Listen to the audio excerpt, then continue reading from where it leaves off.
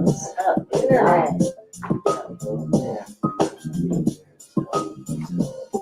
Take that. Sit. And I got here.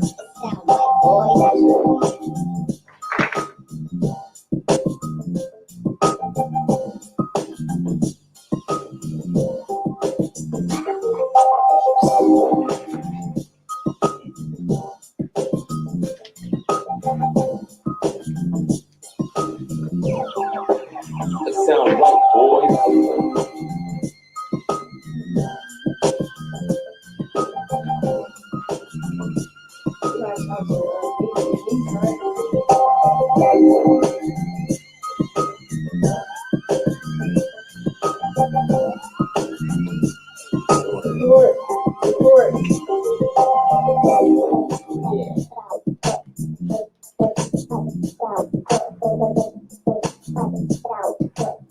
They're good too.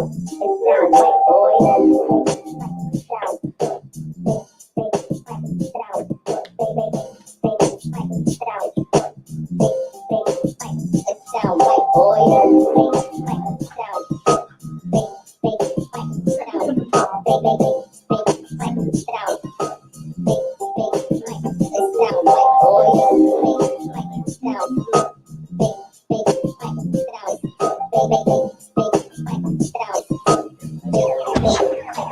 sound like boy. It sound right, boys. It sound right, boy. What up, what up, what up? It's your boy Paper Man back with a banger man sitting here with Jamie Smanny and a couple level podcast at WCMD Media Radio right here with Goldilocks from MMC Management. Money maker, move makers, you know, all that, you know what I'm saying? Yeah. Oh man, you had that event. It went down. Yeah. It was going crazy. Yeah, and We then got it a went lot of crazy later. videos. Make sure y'all check out those Instagrams. Yes, I appreciate everyone who came out to the Rising Stars event on Sunday. Appreciate everyone who showed out, showed love. We definitely coming back with another banger to rock the stage soon, so please tune in. That's right. Make sure. So, in case you don't know, this is my Instagram at Reality Music. At See Reality Music. Your Instagram is At paper_bands, BANDZ_. and yours is At Goldilocks _34_MMENT. That's it. So make sure y'all go look at all them videos they floating around. Also, the Comfort Level Podcast Instagram. We all over. So we spreading them videos out so y'all see how we do. It's a lot of talent, and we're gonna bring them here for some more freestyle later in September. We're gonna tell you about that a little later. But today we got a great guest. We're gonna have a great talk with our guest today when they arrive, and it's all about the third book she's written. Okay. So if you've seen our ads, you know that we're gonna have Jernica Quinones, Mobile Queen. She will be in the building. In the building today. So today, you know, we always do get into our mission statement. So we are a community-based promotional platform exposing our voices to bring awareness to brands created by our people for the people. We, us, are voices to share truth. We use our voices to share truth, creativity, and encouragement with guests and listeners to nature, heal, and inspire them in hopes and effort to make the world a better place and more empathetic place. You know, here at WCMD Media and Dare Academy, we are becoming a part of the spotlight for the county of Camden to build and enhance the quality of our lives by bringing awareness That's right. to our outlets, That's right. programs, That's right. and self-help. You feel what I'm saying? That's Our right. guests range from city councilmen to business platforms, to officials, to independent entrepreneurs, to mainstream, to music, to artists, to any and everything that we may have going on. You know, we also bring independent music to the momentum to gain, not to mention to great, Yeah. you know, to get great visuals and We got visual, we have and, video. you know, and our We do surrounding video. cities and areas that support our city either directly or indirectly. We support you guys to the fullest. That means we support everybody. Yeah, That's what we all do. around the world. We All go around the from Philly to Phoenix to Cali. You feel what I'm saying? All the way back. You feel what I'm saying? So that's what we do here at WCMD. You gotta check out some of them events. She had people from all over come out here to Camden. Like, I'm like, it's Will Mount, Even Avenue. Yes. Right. Now Even Avenue. Yes. Y'all seen the movie Chase Street? Y'all seen it? If you haven't seen it, check it out. Yeah, go check it out. So, I don't know. My guys come in. We having a good guest tonight. Like I said, if you just tuning in, her name is Jernica Quinones, Mogul Queen. I'm gonna tell you a little bit about her a little bit later, but she's written a book, and we really want to wait till she gets here to introduce her. So, you know, we can come back with a banger. Oh, absolutely. Oh, also, I want y'all to go get the new mixtape that just dropped by OG Variety. Remember our show, our guy, OG Variety, that we had on, Yes. what it was, last Tuesday? Yeah. Oh my God. Remember he told y'all that I was going to be on the front cover of the mixtape?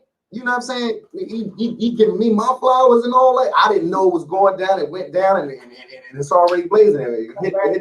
It dropped August 23rd. Yesterday. Yeah, so it dropped yesterday. yeah, so I'm like, wow, and I see my picture on the cover. I'm like, wow. So, and it's streaming. Go to OG Variety. So it's called the click the King's link. Volume 7. I mean, what volume is it? It's volume 7. The King's Volume 7. Yes, it's Papers Edition. That's what it's called. You know what I'm saying? So it's a. I'll tell you where to find that at. You can find that on Coast to Coast Mixtapes and that. Yeah, I almost got paranoid because I thought I had Green Giant on We there. got 5 tracks on that joint. I thought Green Giant was on there. 5 tracks. 5 tracks. And when I last looked at it, since he dropped it yesterday, the view count on it was like 300 or something. So, you know, the view count was like 300 and something. So, you know what I mean?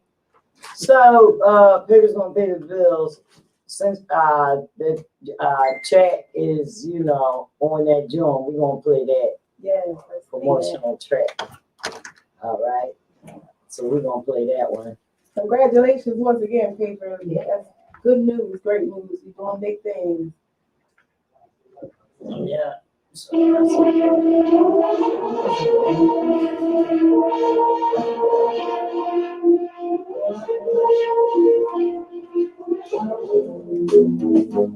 Paper man, back with a banger man.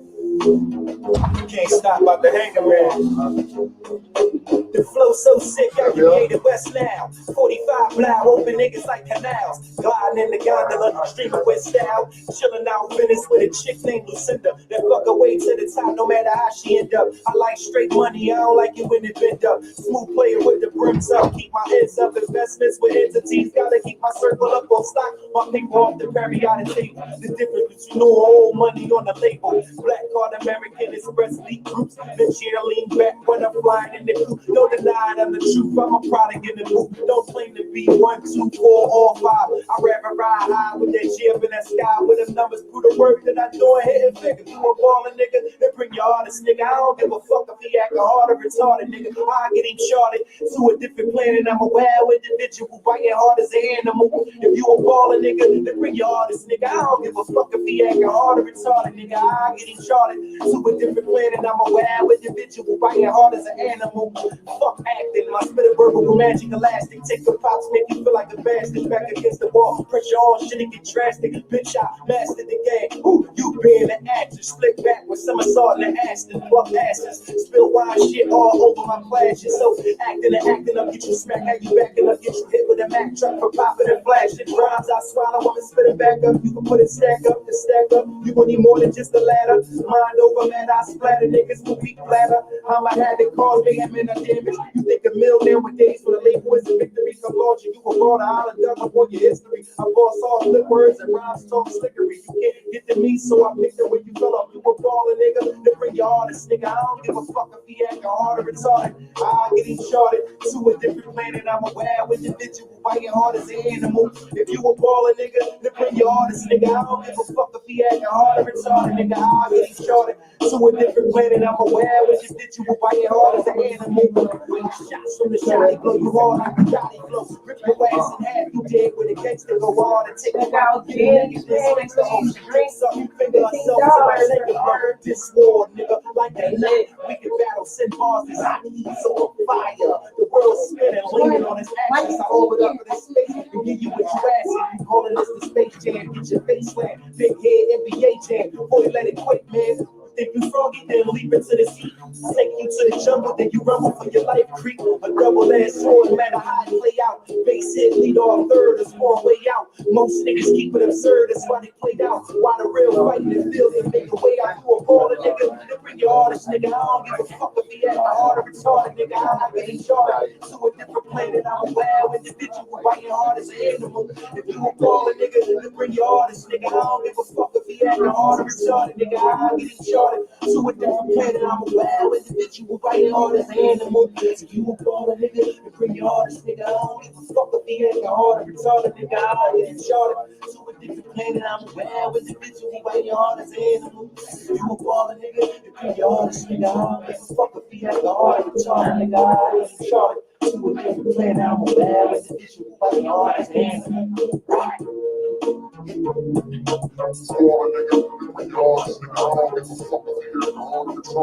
Yo, what up?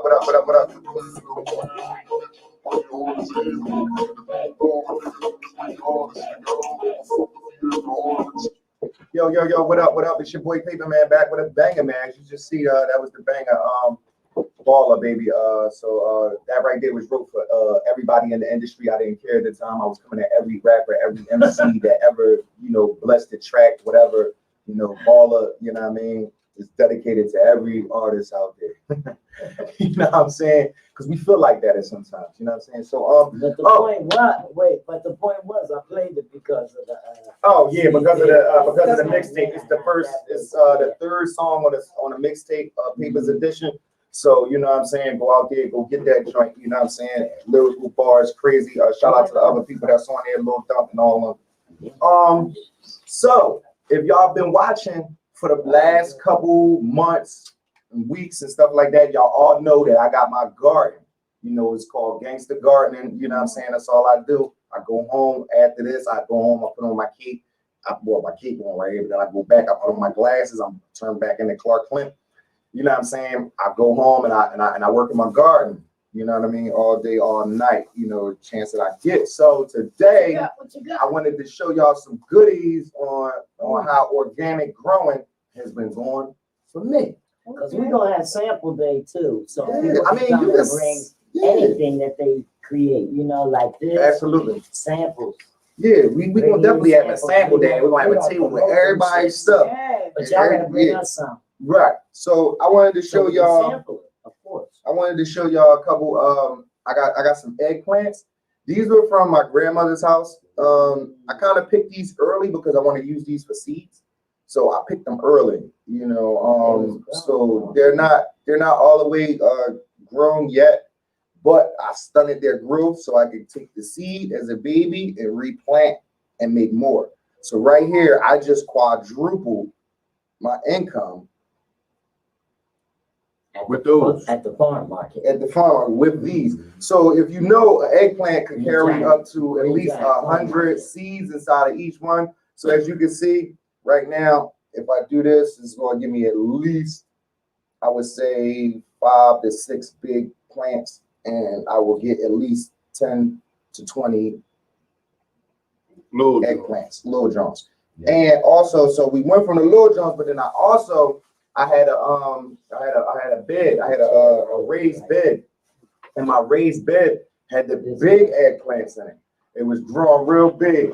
You feel what I'm saying? So as you can see, I just plucked this, and my eggplants is getting there. They real big now. You know what I mean? So on average, this probably goes like 200 to 300 seeds.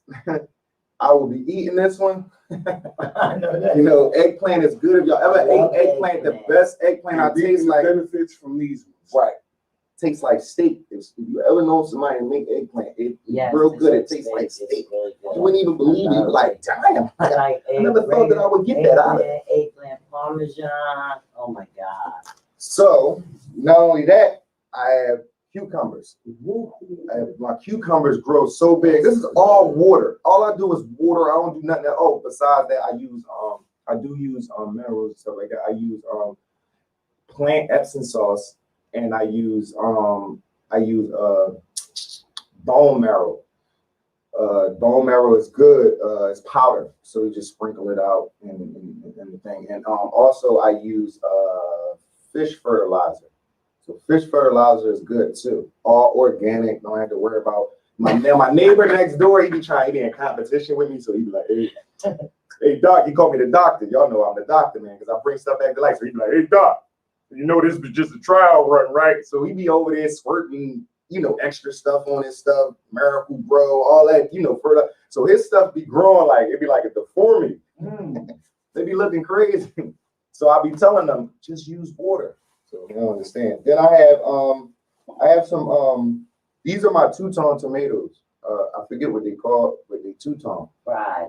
Yeah, fried grains or something like fried grains, or something like that. But I'm on the top, and now I want to tell y'all why these tomatoes got these lines in it, right? Now this is letting you know when you see this on your tomato or it's on your plant, that means your plant is lacking water. That means that you forgot to water your plant, and when it started to grow, it didn't have no water to make it. So when it grew, it just cracked. So what it did was it started to heal itself, and it stopped producing to go big. So it just healed itself, and it started to turn. So that's how you get these little ones. Actually, these ones I've actually grown. These ones they grow to be this big. So as you can see, it's like 2 of these or 4 of these put together. Do you use the same fertilizer that you use for the cucumbers for all the vegetables? Yeah.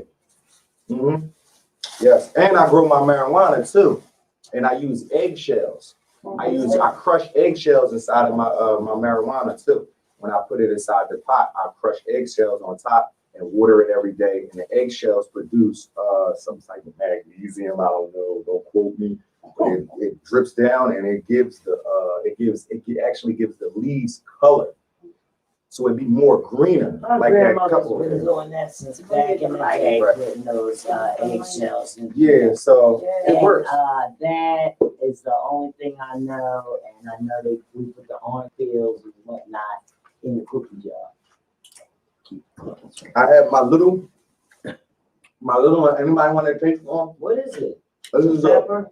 This is a tomato. This is a bell tomato, like it's real small. So anybody want to taste it? Let's see how fresh. Anybody want to taste it? Don't nobody want to taste it. I got good food. Look at Well, it is sample day. It is sample day. Yeah, see, that's good. And That's good. now this one, I just plucked this one today. As everybody knows, if you know how to grow tomatoes, you know how to grow marijuana. They are one and the same. They grow the same. They are both wild, and they grow strong. When they plant their own seeds, they really grow crazy. So do you have a sample of the marijuana? Nah, it's still doing its thing. You know, you want to keep that joint. But this right here, I just plucked this today. So if anybody want to taste this, this would be great. I mean, if somebody want to buy it, you can just buy it from the end. Oh, No, no, not I'm now. buying it now. Not now. Just wash it all. I mean, it's don't know what comfy they dirt. talking about. Just wash it off, but it's all good. Yeah, we watched. So if you grow What they tomatoes, you say, can a grow little some dirt herb. don't Yeah, hurt. you know what I'm saying? That's what they say. And holler at papers for them tips. Yeah, if y'all want, y'all can come to my community garden. I actually got the a little community garden out front, and I just plucked like 4 or 5 tomatoes out there for the Dare Academy club. And they got like 4 or 5 tomatoes, and they actually have some cucumbers growing already. So and also y'all could see my pumpkin. My pumpkin is so big, and it's growing in the air. It's some weeds out. I got it in the air. People thought, they said, oh, no, to me, pumpkins can't grow in the air. They're supposed to grow on the ground. Well, I did my own little thing, and I tested, I do a bunch of tests, and I ran it alongside my gate. So it's actually like sitting on my gate, and it's actually starting to turn orange, and it's getting big and big and big and big. Even though the squirrel I told y'all last time, the squirrel bit it. But that part healed, and now it's back together. My cats is out there doing their thing, monitoring my garden for me now. So, That was actually a good tomato. yeah, so I appreciate you guys. So did you weed that garden out there today? Yeah, I'm gonna harvest some more. I had a bunch of strawberries, but I ate them, so I didn't want to bring them. It was good.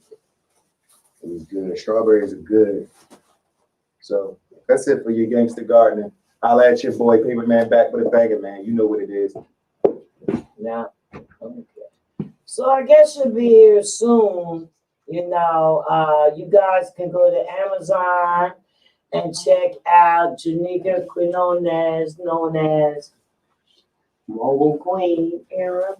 That's her era, the beginning. The beginning. And if you notice that there's a line. Mhm. Now, look, I can't do this on the thing looking backwards. There's a line through this word era. So when Mobile Queen gets here, she's gonna explain to us what that line means. And it's a real interesting story. I support her story, and I also, I wore my shirt in nothing. What was it for? Oh, do what you do. And we all here to support. In support of premature babies. She suffered Some things. PTSD due to traumatic brain injury of her daughter. I didn't want to really give out the story until she got here, but she just messaged me and said she will be arriving in a few minutes. So, And it's in the book. Check out the book. yeah, so you can get this book on Amazon.com. Yeah. I think it's named for. And if you're in a Today. Camden or local area, you can get it from her. That's right. Contact her on Facebook, Today you can Instagram. get it right here at WCM. Right here, Yeah. right now, Right now. You can get a book. absolutely right now. $20. But since you're online, make sure you just go to Amazon.com and have it delivered. It'll be there, or you can download that. I don't know if it's Audible or Kindle, but check it out on Amazon. And she'll be here to let y'all know So I think it's on Kindle. This is all a the very, avenues y'all can get it. very good book. Please check it out. Please. Check it out on Amazon. Yeah. So.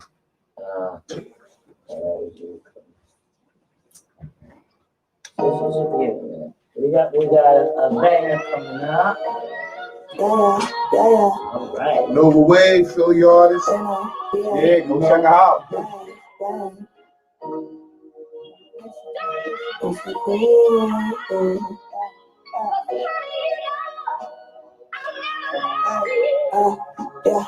I said, oh, I'm on a mission. I cannot be stopped. I'm feeling myself. I said, oh, make a look at your flow. Let the shit go. I said, oh, make a body like me.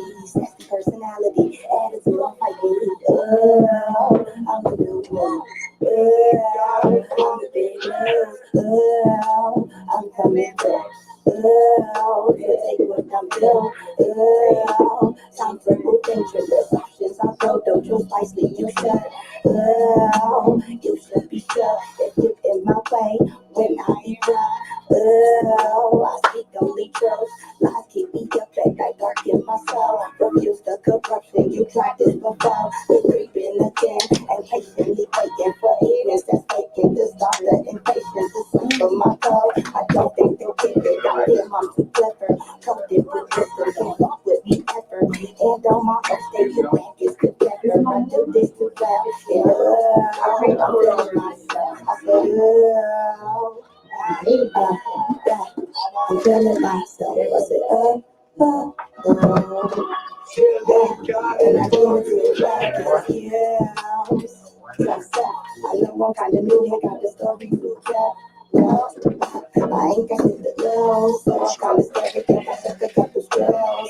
So acting up, make it feel. It's kind of acting up, so that's the skill. I grind the way I go. I'm solid in position with precision, and I'm aiming at. Yo, black out and messed up. Rules have been sent out, the symbol to track an assassination. Got them captivated, tipped and laced up, coming for ya. Oh, I'm on a mission, I said. Huh? What? And you ain't stopping shit. Yeah, and when I'm finished, you don't know exactly what this is. Oh, yeah. I'm on a mission, I'm on a mission, Yo, man, shout out Nova Wave. That's the wave y'all need to be. You know what I'm saying? That's the like that joint sound like you can make love to that joint. You know what I mean? Nova Wave is in the building. Yeah, shout out Nova Wave. What up, She's joining our group today. Yeah, she. Some of our strongest supporters are here today in the building. They don't want us to say our names, but I'm gonna say their names. We got Paula in the building. We got Paula, what up? in the building. We got Renee in the building. We got Brooklyn Bands in the building. Kilo, Golden Knox, me, and Paper Bands. We all back with a banger. We packed, baby. That's right. Like We the are love stuff. waiting to hear. Yo, y'all No, missed we that did. white party. That's what y'all missed. Yeah, y'all missed the party. But we not only do we party, we working on ourselves, you know what I mean? And we learning new things, and we learning to be, like we say in the mission statement, more empathetic to what's going on. So we bringing awareness to, certain things, and Jernica is huge in the community of Camden County. You know what I mean? She has not only a public speaker, an author, she's a mother, she's a registered nurse, for one thing. And, she had to hustle her way through this because of, a tragedy in her life. And she's going to come here and she's going to show us strength, and that's why we asked her to bring her, because we know sometimes we fall short. We're not always strong. So we bring in different guests that maybe, if you watch the podcast, you might see it might help you. Because it sure is helping us. Because it's all love, all relatable. And it's all love. You know what I'm saying? So just like she went through troubles and adversity, we all can relate to that. Yeah. So this is what we try to bring to y'all, people that been through it and overcame it. You know what I mean? Yeah. So it's all love. Show us support. We show the support back, even if y'all don't support. You know what I mean? That's what it's about. If you go to our Facebook, Mobile Queen, you will see what kind of person she is from her posts. She's always like this vessel for God when something's going on. It's like she's always there to contribute to, the health or the welfare. Like children. I don't know. She said that. Hold on. Yeah, so we just try to bring that awareness for everybody so they can get it, man. You know what I mean? Because we all fall short, you know what I'm saying, from time to time, and we need to be able to, get back, and we need the support. Sometimes we can't just do it by ourselves. You know what I mean? So, the more support you have, the more the more elevation you'll be able to, the more heights you'll be able to go. You know what I'm saying? Because you'll have a team No, of you people see, pushing. yeah, with You know what I'm saying? So now that we back here at WCMD, it feels much better. You wanna know why? We get that support. You see all the people in the room, it's Someone come support. out there and get You And feel we what I'm give it saying? back to y'all. So it lets us know that we're growing. Right. You know what I'm saying? Right. We're growing every day. You know what I mean? So every day we're gonna get better and better and better. Before you know it, we're gonna be untouchable. And this is an outlet.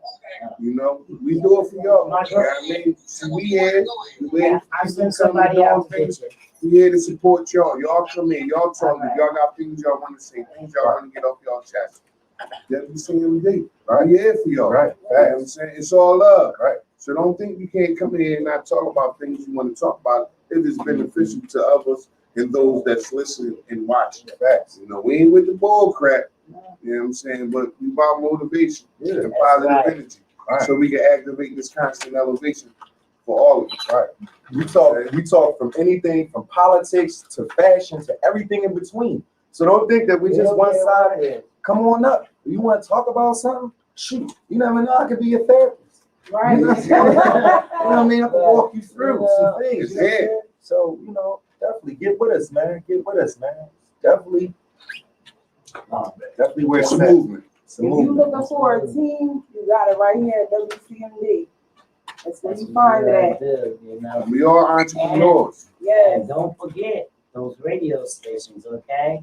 RC Independent Radio. I own that. All That's right. her. I own Candy that. Smith. Okay. That's her. That's where artists get their royalties. And well, You get yours. You know what I'm this is saying? the thing. Just count how many DJs is putting you on the radio. Right. Come Right. see me. Come see Right. us. Talk about it. There That's you what go. I'm saying. And with that Come being see me. said, right, Mhm. we're gonna put somebody else on the radio. I'm on the Block 105 Boss. radio too. We outside and we in Somebody here. else's station. But Right. this is the thing. I want to pump up the one that I own and Right. put everybody on it. Indie, not mainstream. Right. Independent. Now we back with a banger, That's right. baby. We're going to take over. Back with a banger. Back with banging. You already know. Spark Easy. baby. Spark Easy. Ain't no fucking doubt. I hope this that joint I like. I was just listening to it earlier. I was very like, Spark Easy, what up, boy?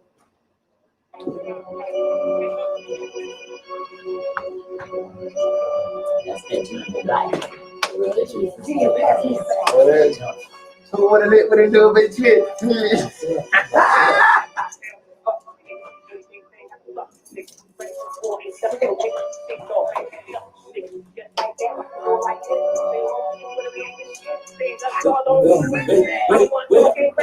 Don't I sound as fuck you, nigga. Anything I can fuck you, niggas. Rise to the war, ain't ducking no niggas. Big dog, back had enough of you niggas. Just like that, watch me do it like this. Same old shit with a little bit of twist. Stand up tall, don't really wanna sit. I don't wanna talk, ain't rap, don't snitch. They rock the box, first off the block, no time to talk, get straight to the block. Biting all haters, still stepping in the flavor. Leave that Drake get stirred like a waiter. Face with the sauce, and he make my favorite. Send me a piece, ain't even gotta say it. You ain't tough, I'ma call your bluff. These niggas turkeys, I'm getting this stuff. Just like that, why you do it like this? Same old chop, but a whole new clip. I'm on movie, shit get lit. That call, homie, already know click. These so real, y'all fake fight drill. Wonder what the kill that pop like this. Fresh that boy to the turtleneck. Chip too small, got your picture back. You don't want to see me because you know I'm both tight. When it's up, you stop and it's off. Good morning. Here she is. She made it. Sorry, I brought security. Security in the building. Here she goes. Do it like this, same old shit with a little bit of twist. I don't really want to say, I don't want to talk, ain't break no snitch. Don't like how I sound as fuck you, nigga. Anything I can fuck you niggas. Ready for the war, ain't ducking no niggas. Big dog, back got enough of you niggas. Just like that, watch me do it like this. Same old shit with a little bit of twist. Stand up tall, don't really want to say, I don't want to talk, ain't break no snitch. I'm drinking red wine with a red dime in the fast lane. I'm pushing red line. Say fuck toasted, I'm up close with a dog piece, blow your head wide. You a misdemeanor, I do big crimes. If they pull me over, then it's fixed. Put him in the dirt, put me in a purse, put your fucking face in the head. I'm a rap, but nigga, I really rap for real. Really call my phone, cause I'm a lot of pills. Mom, just put it in there, Mom. Dropping out, roll out, top fire, drill. First watch, I had time to get a contract murder when I signed the deal. I had no bread, I used to rob and steal. Got all this money and I rob you still. Bitch rappers, I bitch smack you, they kidnap you. It's the big platter. This slap, this ranch, it gets the spark easy, cause spark easy. Push your face, like I'm a bread, like the list. This big cat, so the big cat. Fuck you, nigga. Everything I'm talking just like that, I can do it like this. Same old shit with a little bit of twist. That's all, don't really want to say it. I want to talk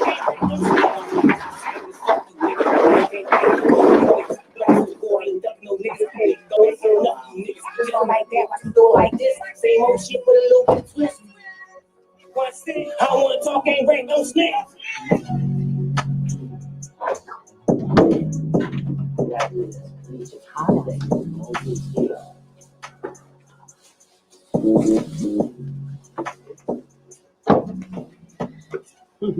That was my artist, Spark Easy. Pardon us. You know how we do, get things together. But our guest has arrived, and yeah. So in our WCMD media building, we have Jernica Quinones, known as Mobile Queen, and she has brought our attention to her life mission and her book, Era, The Beginning. It is based on true life events. It was created to bring awareness to how trauma can not only have long physical effects, but very intense mental effects called post-traumatic stress disorder, also known as PTSD. Era, The Beginning, is 1 out of 3 of her books. The word era is defined as a place and time in someone's life. The line, like I told you earlier, running through is known as a symbol to cross out an error, as in a mistake, as an error made. In this book, you will quickly find out how both error, mistakenly, and error can be joined as one. Take this journey, travel through time, travel through this little girl's life filled with mental anguish. You will get a glimpse of some of the direct effects of trauma. And we want to welcome our guest in our studio today, Jernica Quinones. Yeah, shout out to Jernica Quinones. Yes. Yes, thank you.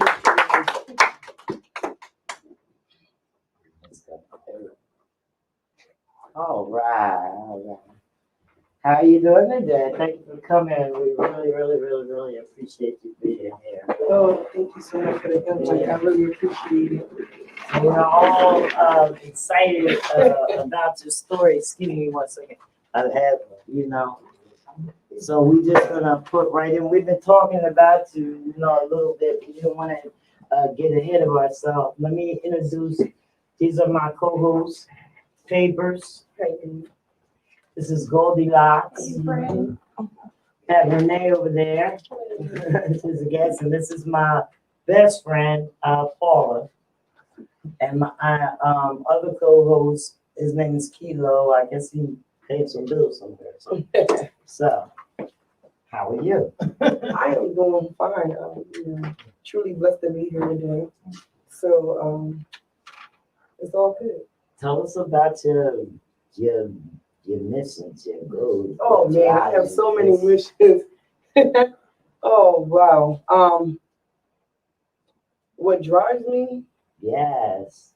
God's love for me, because I found God in a dark place and time in my life. You know what I'm saying? So he's who gets me up in the morning, and he's who sets me on these missions. And sometimes I'll be like, God, you sure me? You said, you don't want to give it to the strong ones. I ain't feeling too strong today. But he says me, so it's me. So I get up and I do my best that I do. And I go to sleep every night thanking God for putting me on the missions because I go to sleep at peace every night knowing that I fulfill God's work that He wants me to do on earth. But I be seeing your Facebook and there be stuff that don't even. I don't know how you be being at those spots, at those places with things going on. I'm like, You know what? My life has always been up and down. Always been up and down. And I take the good with the bad. You know what I'm saying? It's always something in the bad. So like they say, a bad life doesn't equal to a bad day. And a bad day doesn't equal to a bad life. So, if I have one bad day, it's not a bad life. And I've had a lot of bad days, but I still won't say I had a bad life. yeah, a lot of us have bad days. And I haven't, really, I may have looked at it the way you're saying it, but, in a different way. I get it. I get it, because I say it a lot, look for the good in things. I say that a lot. Right. So, God equipped me to be a nurse, and this morning, my nephews, I have one of them here today. I actually have my entourage, security. What's up, fellas? Yeah, I went to take my nephews to school this morning, and on the way back, I was gonna get coffee, and I said, no, you know what, I'm not gonna get coffee. I'm gonna go to my sister's house. Then some say, no, go get coffee, but go this way. And so when I went this way, as soon as I turned the corner, here on the ground was some guy having an overdose, and I'm like, oh my God, are you serious? Like, okay, you redirected me to come this way for a reason. Let me get out and let me just do what I'm trained to do, because the quicker I get out in the system, the quicker you allow me to go home. Because sometimes people don't understand that God won't, whatever's God's will, you have to let it be that way. So if He wants you to go home, you're gonna go home. If He don't want you to go home, you're not gonna go home. Right. So I figure the quicker I help him out, the quicker I get to go home and I get to be at peace with myself. Right. So as soon as I was going into action, the ambulance arrived. So I was like, "Whoo, God is good. He let me go home. I ain't have to go the extra mile." So, and then like the other day, you saw I was at a photo shoot. So, I do that sometimes for fun on the side. They invite me. I come over and I just like hanging with girls, other entrepreneurs that trying to make it out of the city of Camden. We just have a fun day and we take photos and, just show our sexy side, I guess you want to call it. But that was like a Badura photo shoot. Now, question. Now, by you putting on these different hats every day, being this Wonder Woman, that you are, taking off your cape and putting it back on, what is that? What gives you the drive every day to keep pushing? Because like you said, you tell God, oh man, you say you only put it on, you can't put with so much. God doesn't put on you too much that you can't bear. Right. So, being as though He's doing that for you, like because you do that, how does that, does that give you the drive that you need every day? Is that the reason why you still wake up every day and you still be strong every day? Because even though you may seem like you can't handle it, it sure does fit on your shoulders and you wear it well. Right, and a lot of people say that. And I do have my days, and I do have my struggles, but I do love what I do. It's a passion, and I do it with passion. I don't even look for pay. You know what I'm saying? Because I'm so passionate about it. I'm passionate about my nonprofit organization. That's my baby. It's not about you. Yeah, I'm passionate about it. I'm passionate in spreading awareness about it. And then we come to the book Era. Wrote that 9 years ago. Left it on top of the shelf. It was just written, never touched. And then so much occurrences happened in my life. The last one being when my mom passing away last year. I found myself struggling with my PTSD real bad, but I didn't know I had PTSD at the moment. For years, I would go to the doctors telling them I was having such and such going on, and they would like try to label me with depression or anxiety or something. I'm like, I don't feel depressed. Like I'm happy. You know what I'm saying? Like I don't feel depressed. And so she was like, we have a student that came in and she's about to graduate. Do you want to speak to her? She's supposed to be a therapist. I said, you know what? Okay. At this point now I'm struggling, so I need to talk to anybody. I'm willing to talk to anybody that's willing to hear me. So when I go in and I tell her everything that's been going on for over the years, she said, well, you're right. You don't have depression and you don't have anxiety and like that. I said, I don't. Now I'm shocked myself. Like, what you mean? Like, hello? But So, you know, right. they've been labeling But you was me right, with that for though. so long. Yeah, now it gets more interesting. Right. So then now she comes over, she said, no, you have something that's called PTSD. And she was like, you know, asking me a series of questions. How do I sleep at night? What happens to me throughout the day? How I function throughout the day? And when I started to tell her these things, she said, well, you know, it's not a mental illness you have. What you have is an altered brain matter. Okay. And you don't go through therapy with that. You go through treatment. So she was like, if you're willing to go through the treatment, I'm willing to help you. So I was like, anything, you know, because by this time I already had been shot when I was younger. I witnessed my daughter having her near drowning, then my mom passing away. So I would have like sleep where I would hear the gunshot go off, you know. So I was getting hyper vigilant running around the house. So I was like, you know, anything. She was like, I'll help you, but I just gotta warn you that it's not easy because I have to literally alter your mind back, you know, into basically coping with it. Like I can't make it go away. I can make you, all I can have you do is understand what you have and you can live with it. So I was like, oh, okay.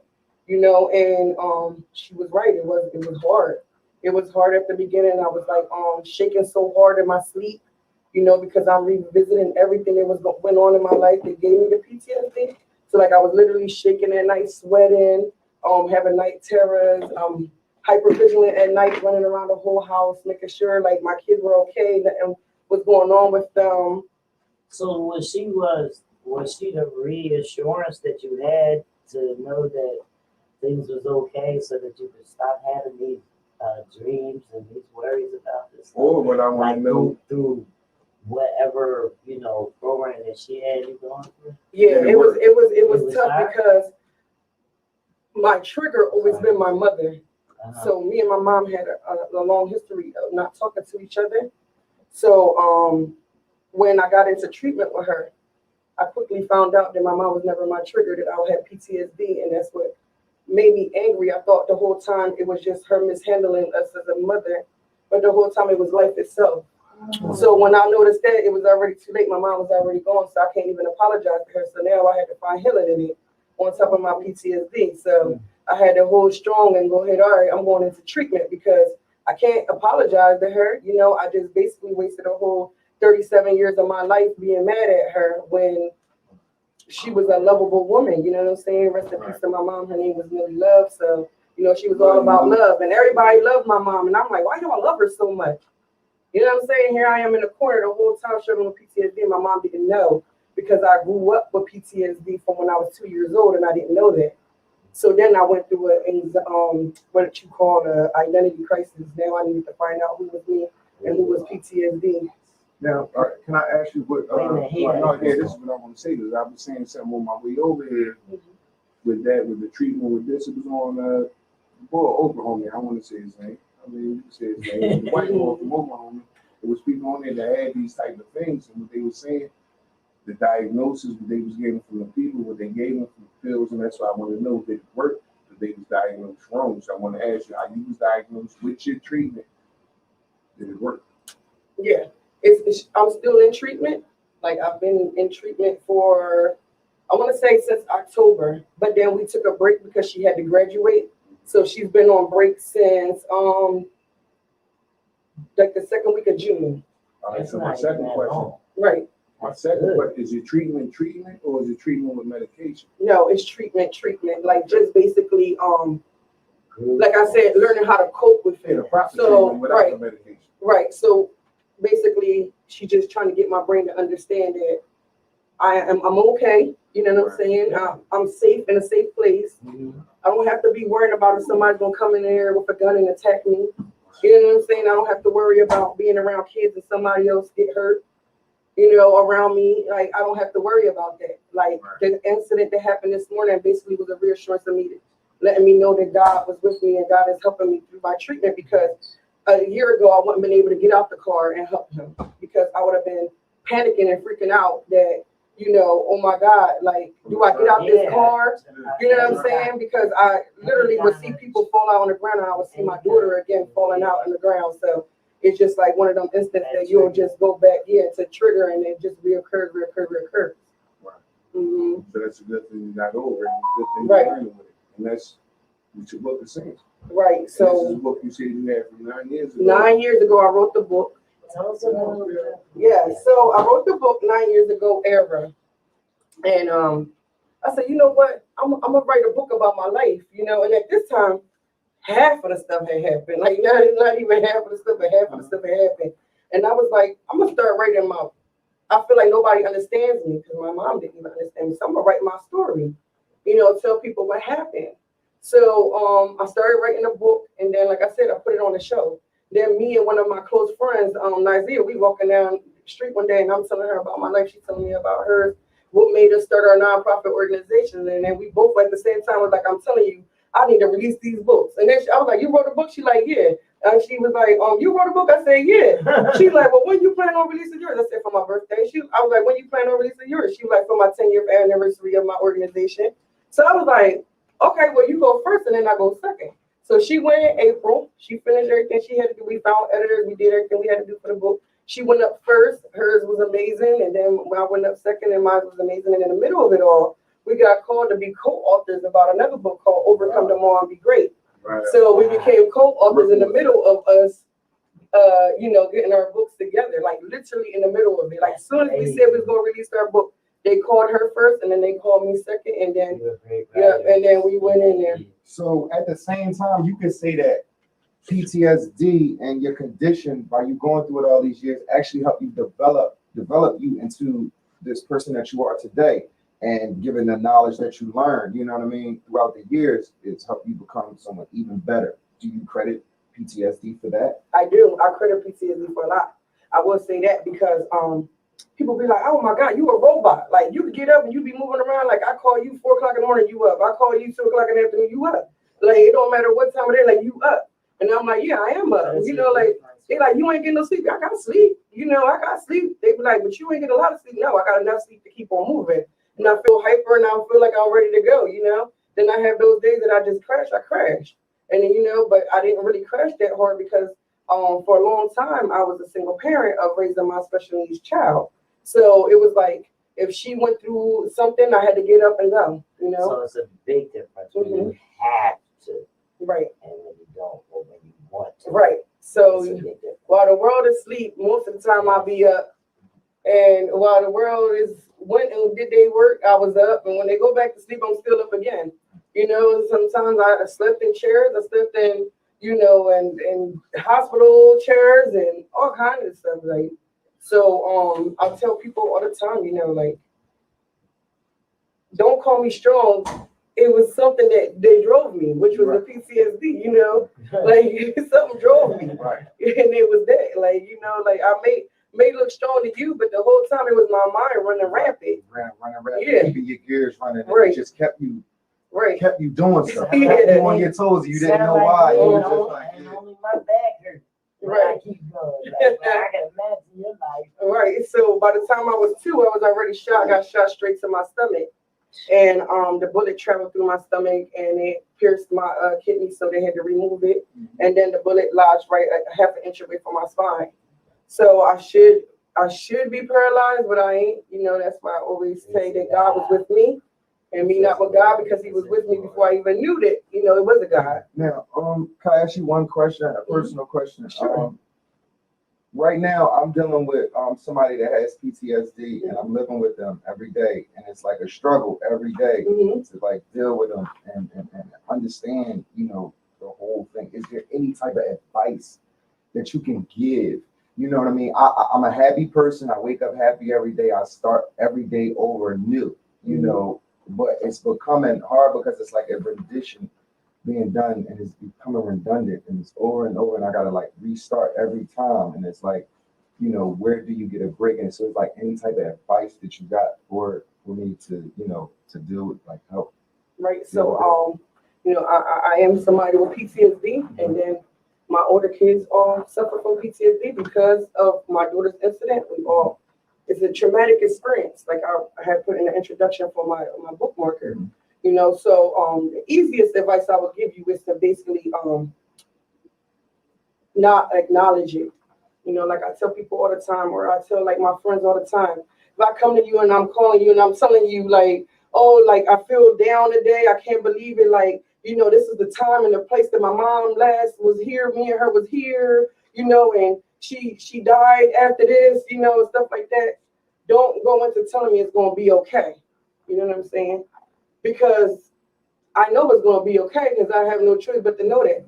But you know, more so a way of talking. Like, okay, you know, I'm sorry you feel that way today. You know what I'm saying? You know, is there any way I can help you? Okay, so You know, like, yeah, like, can I help you? Is there anything I can help you with? You know, do you need a cup of water? You know, do you need something to eat? Have you eaten today? Like, you know, basically rearrange the thoughts that they have in their head. You know, like, not saying, right, don't fight against it. Okay. Say, what can I do to help you get through it? That's what Right. she's saying, that helped her, that can help Change you your and mind. help others. Change Instead your of mind. because it's the basic, oh yeah, I'm going through some, oh man, you'll be all right, you get great later. That's not what I'm calling you for. I'm calling you to I already know what's going on, but I need that reassurance to help me get through this or put it in my mind, something that I can do better to elevate this instead of just saying it's right. Because like one of my friends, you know, he was like, oh, why you always thinking like that? Like, you just need to let it go. You know what I'm saying? Like, oh, you just need to let it go. You know what I'm saying? Like, it ain't gonna happen again. Like, it already happened. I know it already happened. But just sat with me. it don't mean that it ain't gonna happen again. You know what I'm saying? Like, Thank you. people get shot every single day. You mean to tell me that I can't get shot again? You know what I'm saying? Can I go deep into that? So- from what you just said right Yeah, there? so, you know, it From just one of pessimism those to things. optimism. It just You know what I'm yeah, saying? it From just how one of those we things. as a race and the things that we've been through and the trauma that we've been through, we already taught to have our guard up and to be a plan. I talk about that with her all the Instead of time. being optimistic, saying 400 these things years. will work. Mm-hmm. So Of to trauma. go back to what you saying and how you was feeling when you being pessimistic about something, it's not saying that this is how it is. It's how you feeling that the outcome might be, but you don't want that outcome. Help me get the outcome that we all need. That's what you're saying. Right, it's a safety blanket. You know what I'm saying? Like, because the more you dig on, oh, it's not gonna be okay. You can become hypervigilant, and hypervigilant with PTSD is no good. Right. Because you know you can become combative. You know, I fought a lot when I was younger because I was hypervigilant. You know, anytime that you put me in a threatened situation, at that point my mind goes, I'm not talking no more. It's time to take them out. Okay, so you are basically in your PTSD. Are you the flight or the fight? I'm fight. Okay. Now I'm flight, but before I was fight. I definitely was fight.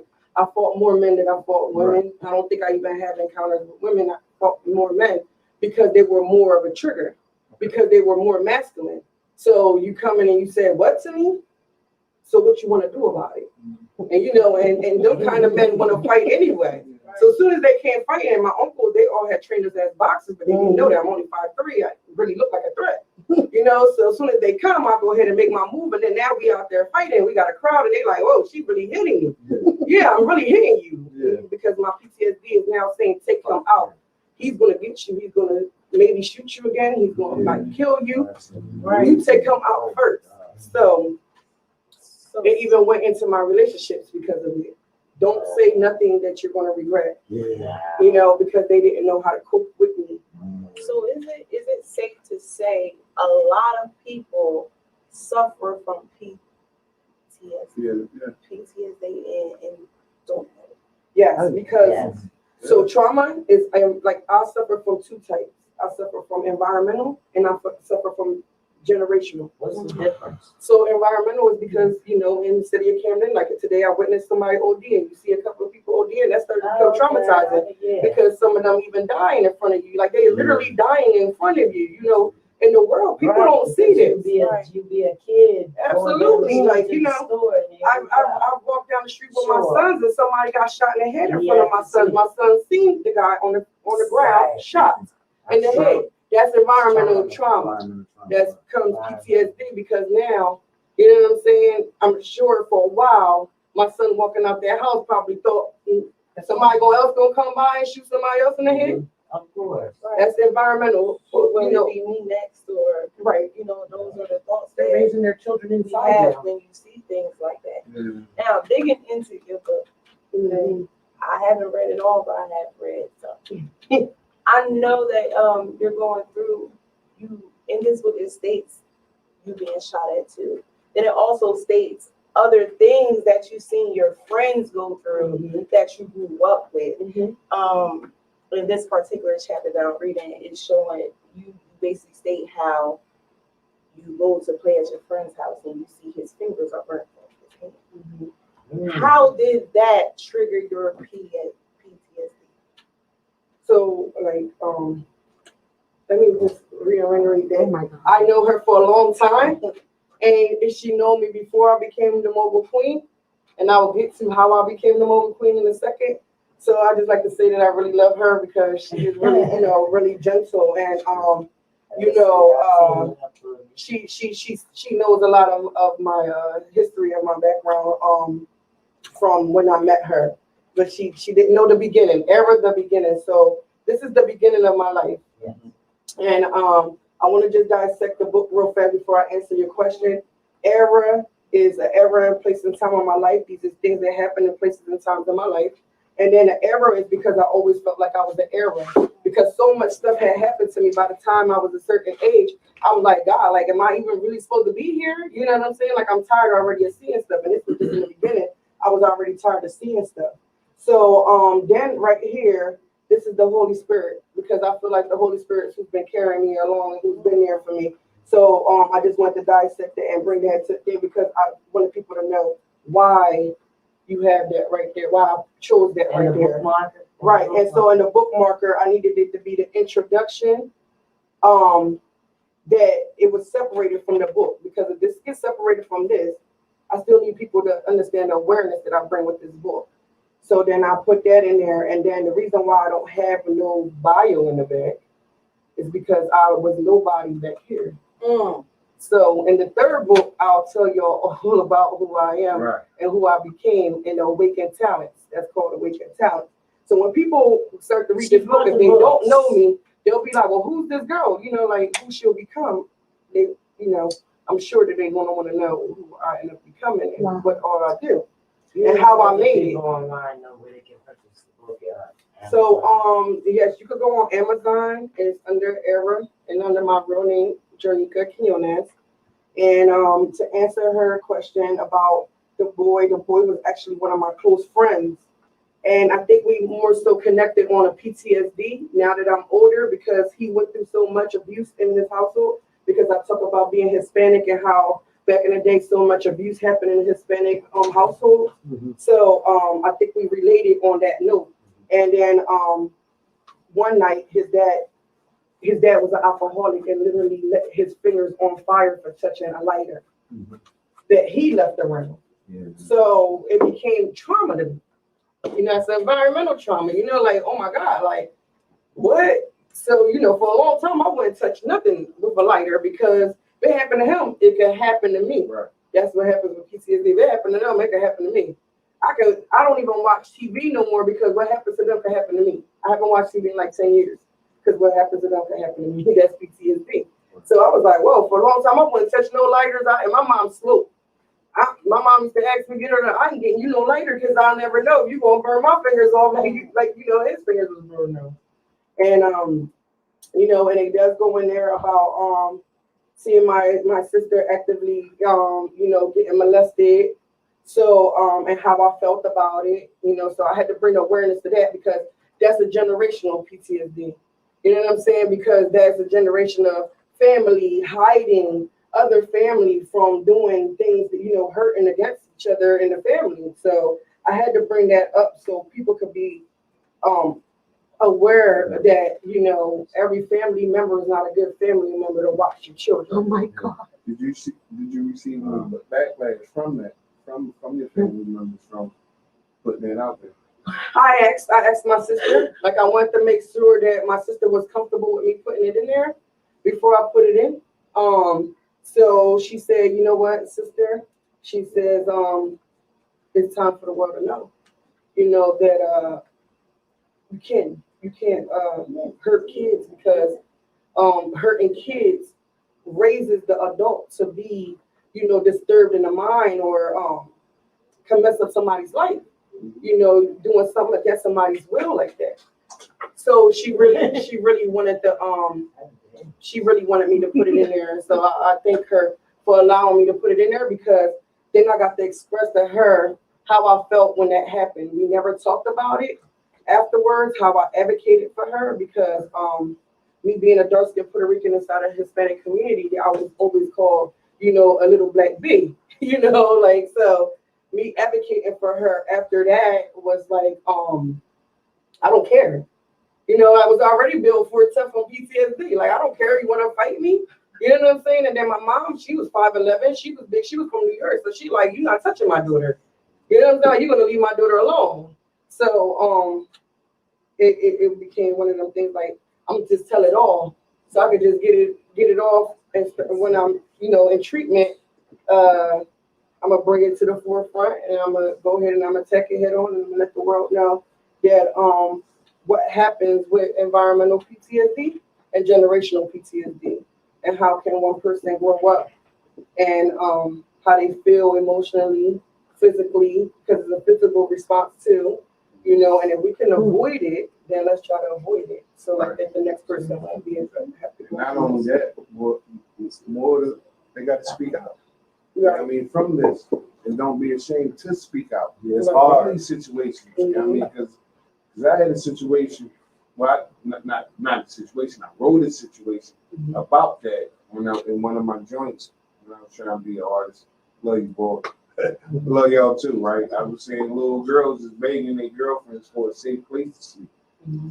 Because their mom boyfriend is a pervert and he likes to creep. So that goes on. That was just that. But then what about the family member that also likes to creep too? Sleeping cousins and things like that. A lot of that is swept under the rug. And then a lot of people think that's cool when it's not. So I'm glad you touched on that and let them know. And I'm glad that you stood 10 toes down and said, listen, I got to say what I got to say.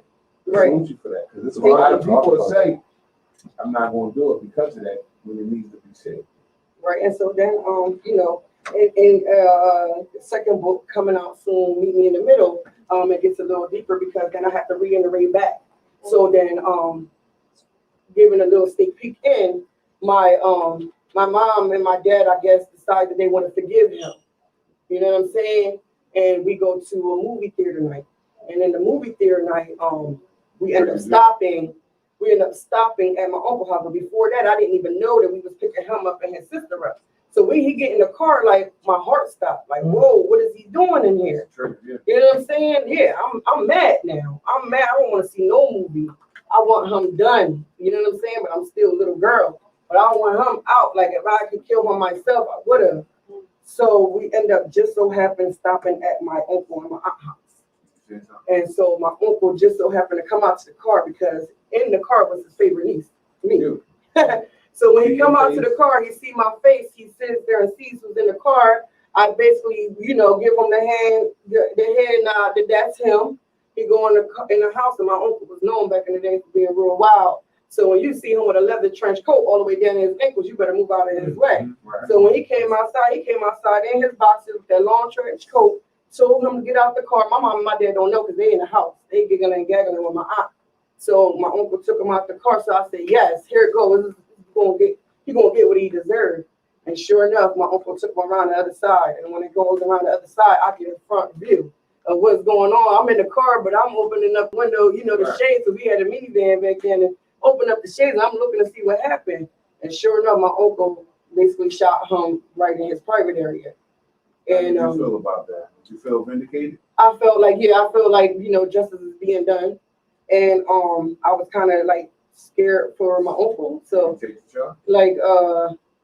gets to that night, we put him in, my mom and them now run out. They grab him up off the sidewalk, scrape him up off the sidewalk, like they say, they scrape him off the sidewalk, put him in the car. When they put him in the car and he's screaming and crying, I just really wanted to run over there and just kick him. Like I wanted to make sure the bullet really hit him right where it was supposed to be. Right. But, like I said, I composed myself because, I'm just seeing him just leak out. And my mom and them crying, they get him to the hospital and then we go home. And my mom's still crying and I'm wanting to tell her, like, why is she crying? Like, you know what I'm saying? Like, he was a whole rapist. Like, why is she crying over a rapist? And that was one of the reasons why my mom was my trigger and I didn't want to be around her because, like I said, I felt like a lot of things. was it, you Did know? she know? What, that she was my trigger? No, did she know what type? Oh, of- yeah. So No, then, you sure? Because sometimes you might think they know, but sometimes Yeah, they but don't they know. understand why. She Mhm. said she Crying. so yeah, so my mom, It's all in the book. yeah, so then, you know, my mom, she's crying and stuff like that. And then, you know, me and my sister sitting back. At this point, we cold. You know what I'm saying? We ain't got no tears for him. Like, we don't care what happened to him. And then we get a knock at the door. Sure enough, it's my uncle, you know, and you know, he came in the door and so first thing he did was grab me up and tell me like I did it because I love you. You know that, right? I said to say, yeah, I know. I love you too. Like, thank you. You know what I'm saying? Right. Like, you know, like not most people would have took justice into their own hand like that. Like he was serious about his nieces. Like, you know, nobody was gonna bring harm to his nieces, and I respect him to this day for that.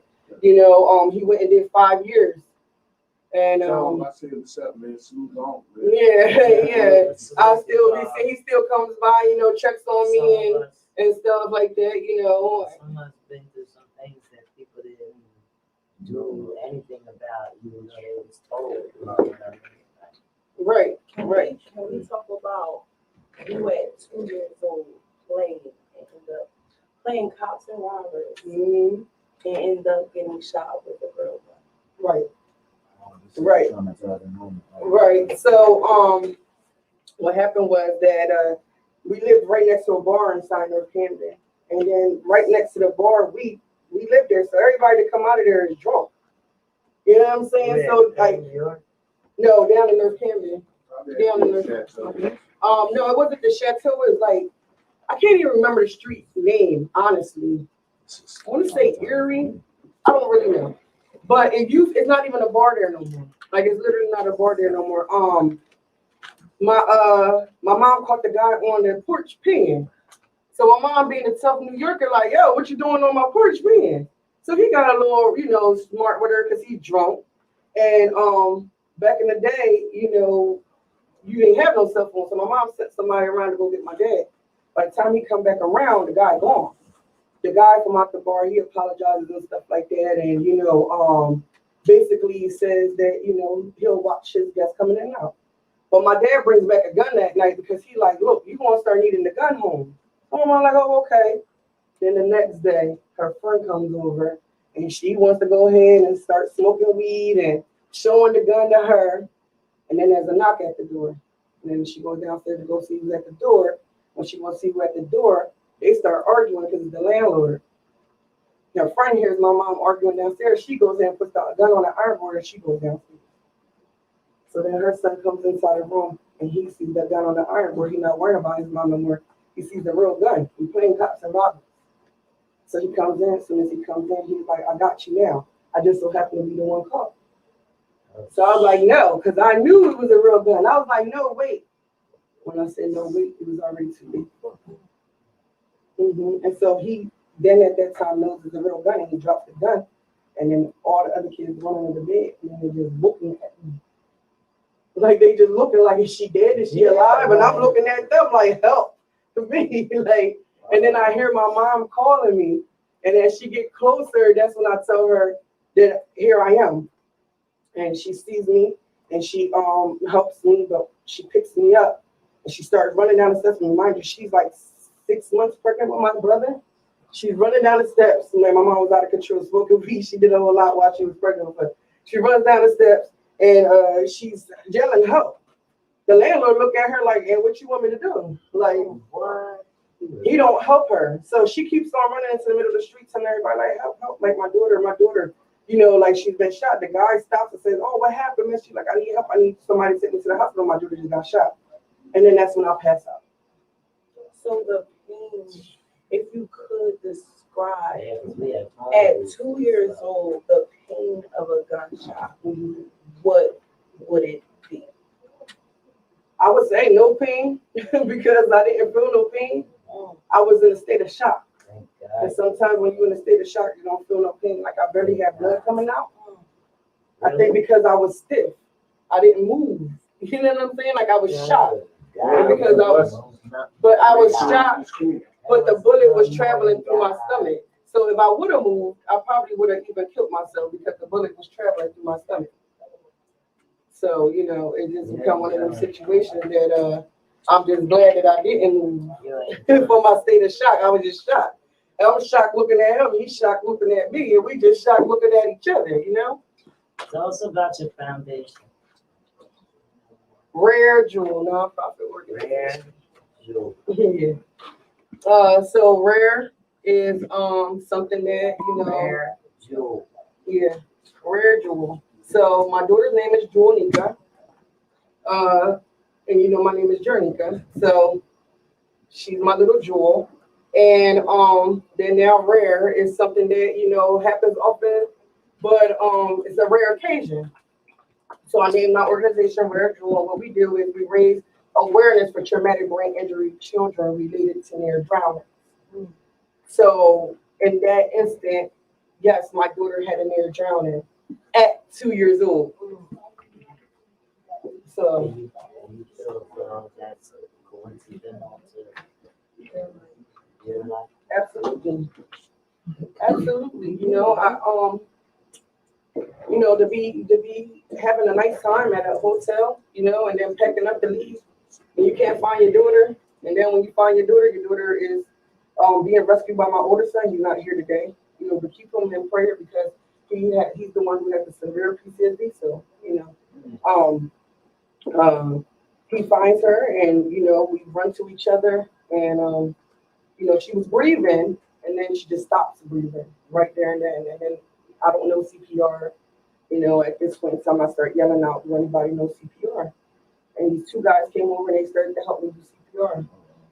And then when they started helping me do CPR, I seen it didn't work like that first round. I didn't know too much about PTSD. I'm sorry. I didn't know too much about CPR, but I knew enough to know that something should be happening. It's like she should be coming up, And then I was like, no, I got to get on the phone with 911.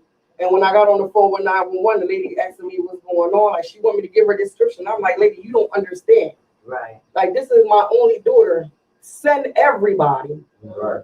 Because if something happened to her, the cops gonna need to be on standby. I don't think she know that. Right. The cops gonna need to be there. What I'm about to do. Right. So you might as send everybody at this point, because I might even light this place on fire. So you might bring firefighters, the police, and EMT. Everybody's money might as well come out and just be there on standby. So EMT arrives, and when EMT arrives, they tell me that she's dead, and I'm like, no, she's not. Before you go any further, you had told me previously that everything that was going on that day wasn't right. Wasn't right. You felt as though that you wasn't supposed to be there. Right. That you could have prevented all this by just changing your plans, sort of say. Yes. So that morning I didn't feel like doing nothing. Like, I was laying in the bed with my ex-husband. I didn't feel like doing nothing at all. And he's like, oh, we should get up and take the kids to the to the hotel to go to the pool. I was like, nah, not today. And he's like, yeah, like they all back because they was all away. Let's go. So I was like, you know what? My ex-husband just came back in from Atlanta. He's a producer. So he had just came back in from Atlanta. So I was like, you know what? Okay. I don't want to be like the disobedient wife. So let me get up and just get everybody together and let's just go all have fun. Oh, come on. So I just put a quick bag together, threw in my daughter's bathing suit and stuff like that, and we go ahead and we go. When we get to the pool side, I noticed her bathing suit ain't in there. So when I noticed her bathing suit ain't in there, I was like, like, what? I just had her bathing suit. Like, like, how ain't in here? So I'm saying, go. Like, go ahead. Go and leave. I was looking around at my kids and I was like, I can't go. Like, like my other ones is all hyper up. Like, they see a pool of water. It's like 100 degrees outside in the summer. It's July 8th, a sunny July 8th day. So I was like, you know what? All right, let me just go through this. I don't want, well, now I know it's PTSD, but, if someone always wanted me to stay home all the time to, to trigger me. So I said, okay, I'll stay. So then I even got in the pool to try to distract my mind. So the whole time I was in there, she never got in. And she said she didn't want to get it no water. She was playing with some little girls on the side. So I'm like, okay. Then it got real dark, like real cloudy, real dark, like it's about to rain. So I jumped out the pool and my ex-husband was like, what, you ready to go? I said, give me a minute, because something's telling me to leave. So I sit on the couch, on a chair, the little, beach chair thing out there, and I'm like, what do I do? Like, do I go or do I stay? Because at this point now I'm ready to go. Like that's the second warning. I gotta go now. Right, it's cloudy. So he was like, "You ready to go?" I said, "Yeah." Like now, I don't even hide it no more. I'm like, "Yeah." So soon as we was about to leave out, his friend just comes out of the water, like just like mysteriously shows up at the poolside, just jumping out the water, like, "Hey, what y'all doing? Y'all about to go?" I'm looking like, "Where he come from?" So he like, "Yeah, she ready to go, and my daughter hungry, so we ready to go home." So he's like, "Oh, I could go in there and order us all something to eat." So he turned to me like, "What you think?" I said, "Well, if you feel like staying, let's stay." You know what I'm saying? Like, the main thing is my daughter's gonna eat. All right, let's stay. Some said, "No, go," but I'm still like, in my head, like, go, but I'm like, I still don't want to mess up the moment. So I tell my oldest son to go to the car to go get the bag of candy. And then when they bring back the bag of candy, my son and my second oldest son, start looking into the bag. When my daughter come in because she loves lollipops. So I tell them to give me a lollipop for her. I open it up, give it to her because she asked me for a lollipop. Now I thought she was still next to me eating a lollipop, and they start arguing over the candy. So like trying to scare the kids, like I was like, you know what? No, give me the candy. Let's go. Go get your sister. We ready to leave. So my oldest son is very stubborn. So he's like, "Hey, I'm gonna go get her. Like I'm out of here. Like I'm gonna go get my sister. I'm gone."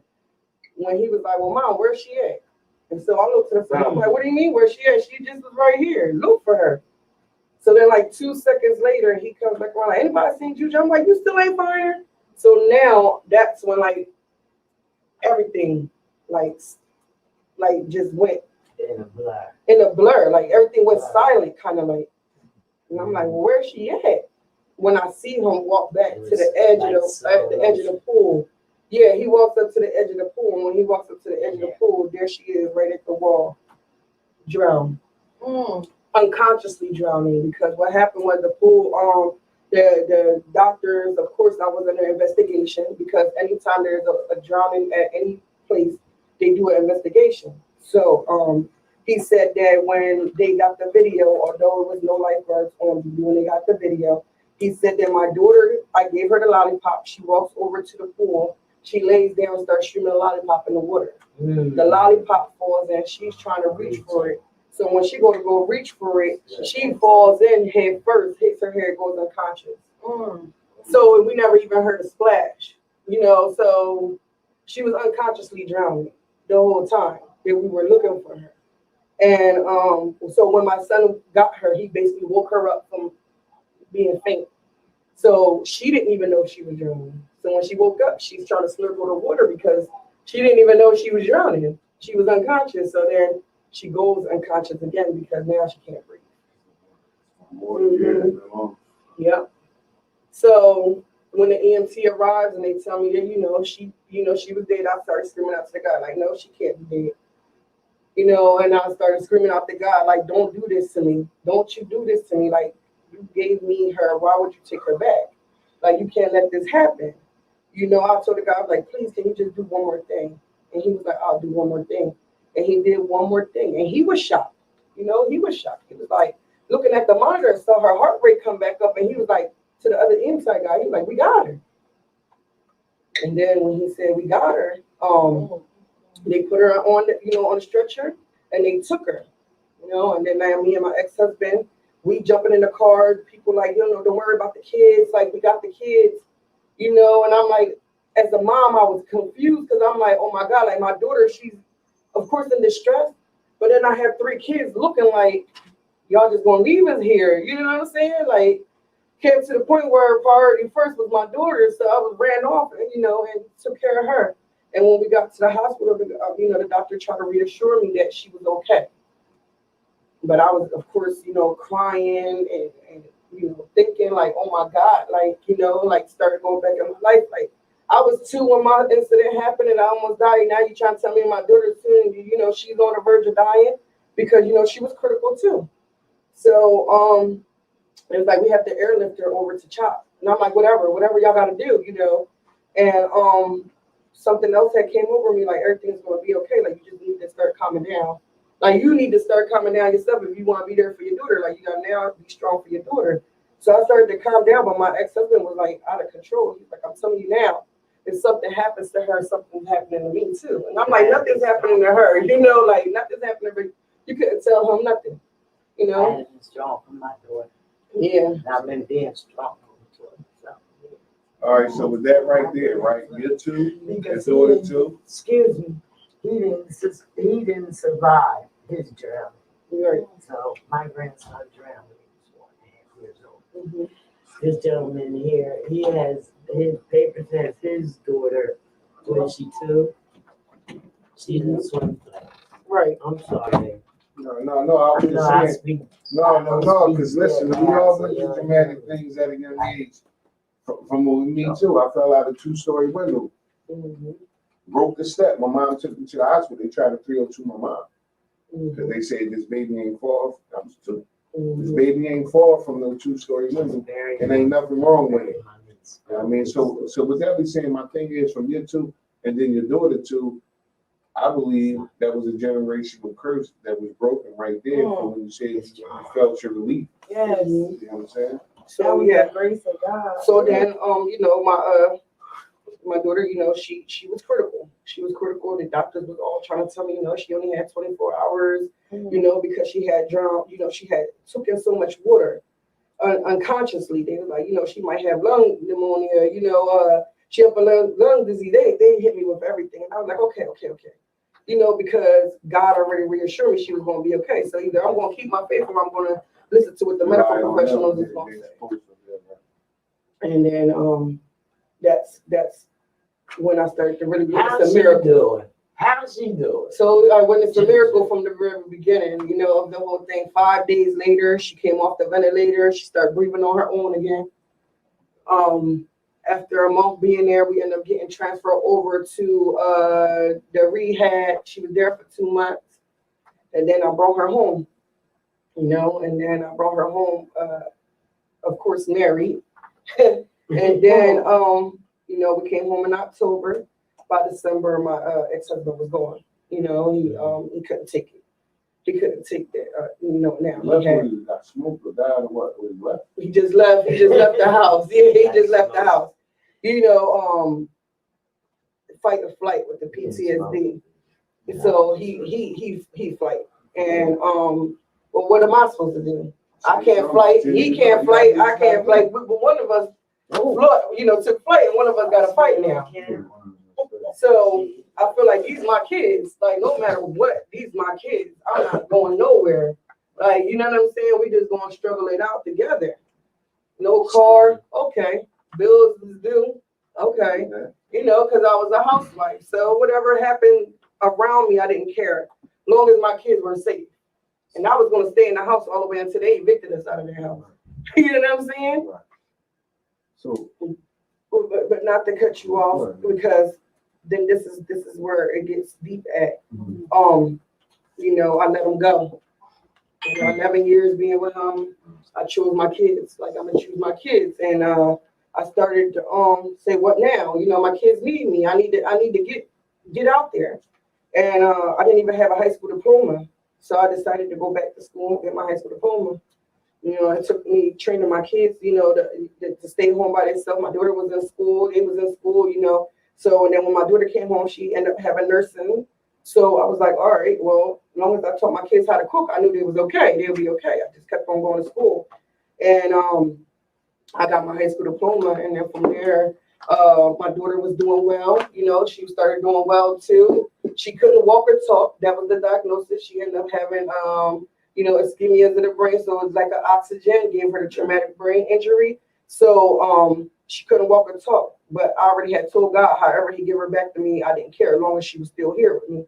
So I didn't see no difference in there. I just took it head on. I just started going to school, got my high school diploma. From there, you know, as I was going to get my high school diploma, I had to talk with my ex-husband. And he said a lot of, you know, mean things to me over the phone that I couldn't believe it was my best friend saying it, you know, because me and him was together all our 20s. So I ran home, and then in my darkest, this is why it's called my darkest moment, you know, there will be in my waking talents part. Because I ran in the house, and I remember running up the steps, and I dropped my book bag, and I just fell to my knees and started crying to God. And I'm like, that's it, take me. Like, I'm done. Like, take me. At this point, take me. I don't want no more. Check me out of here. I don't want no more. Crying till I fell asleep. And then you woke up strong. Then I In your woke up. darkest hour, he said, Mhm. take your ass to sleep. You're going to be all right. And you came out what you is right now. Right. You know what I'm saying? So through struggle and adversity, we come up with, we see that silver lining. Through struggle and adversity, I birthed the mobile queen. Yeah. And it's all, and they say no struggle, no surprise. Right. I mean, that's how we do that, man. And with that being said, now that you see the signs now when they come, do you pay attention to them now? Oh yeah. Oh yeah. I Because definitely have. like the way you pointed that, like it just made it seem like that whole situation, like leading up to your daughter, was like the reaper was coming, and it was crazy. You know what I mean? How it started to rain from the clouds, and then you feeling some type of way, like no, I'm ready to get out of here. You know what I mean? So like it was like wow, it was coming. It was like God was trying to give you the signs, like you take it. But now that you with growth in adversity, you see it now. So now you pay attention more and everything like that. So that's a part of my PTSD. Like now, before I go out the door, I start checking myself. Like, you know what I'm saying? Like, do I got keys? Do I got purse? Do I got this? Do I got that? If I ain't got that, I'll be like, wait, is it gonna happen again? From that, what I got is where you got your independence from. Yeah, so that's what I take from there. You was taught your independence because you was with him from as a housewife. You don't gotta get out there and say, Right, she you got don't her gotta freedom. get out there and say and bake. But then from right here, and then this is what it brought to that right here, it brought you right here to this right here. These are young bucks right here. yeah, so this is my son. This is my second oldest son. This is my third oldest. His name's Devin. Yes. And then that's Kaheem, the one with the Adidas. That's my son. He's my third oldest son. And then I always tell people this is a funny story. So my ex-husband's current girlfriend's son is him. He fell in love with us and he's been with us ever since. He's like a son to me too now.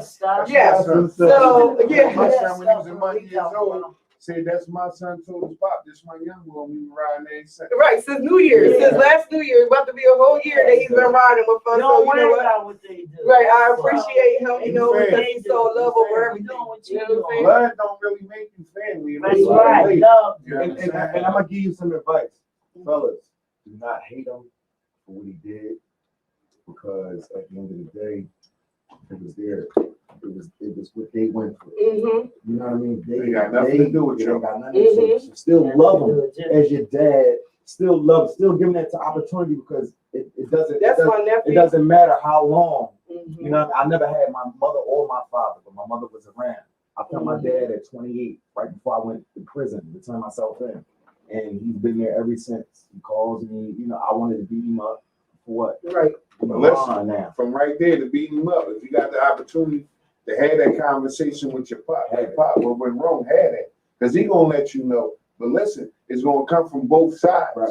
Yeah, I mean, so when it comes down to it, it had nothing to do with y'all. Right. Just remember that. Right. All right. So the kids are a blessing in themselves. Yes. Why I say this is because from your shop, you was never supposed to bear children. I was never supposed to bear children. Wow. They said I wouldn't bear children. That's They great. said I wouldn't be able to bear children.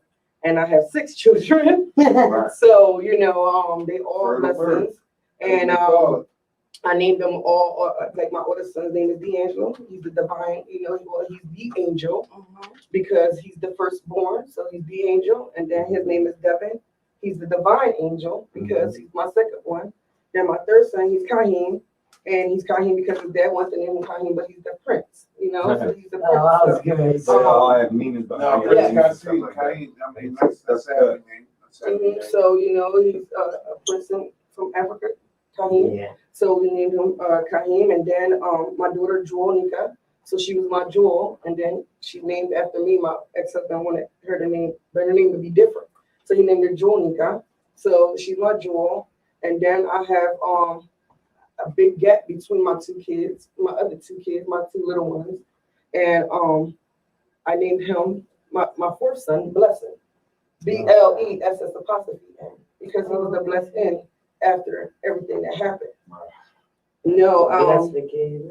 right. And then I have my daughter now. I have another daughter, and I named her Lyric Melody, and because she holds the words in the instruments to my heart, she's gonna be the one to tell my story, even after even if I die today, she'll be able to tell my story because she's the youngest one out of all of us, and I feel like she has the hardest part is because she's gonna be the one to have to tell the story to everybody.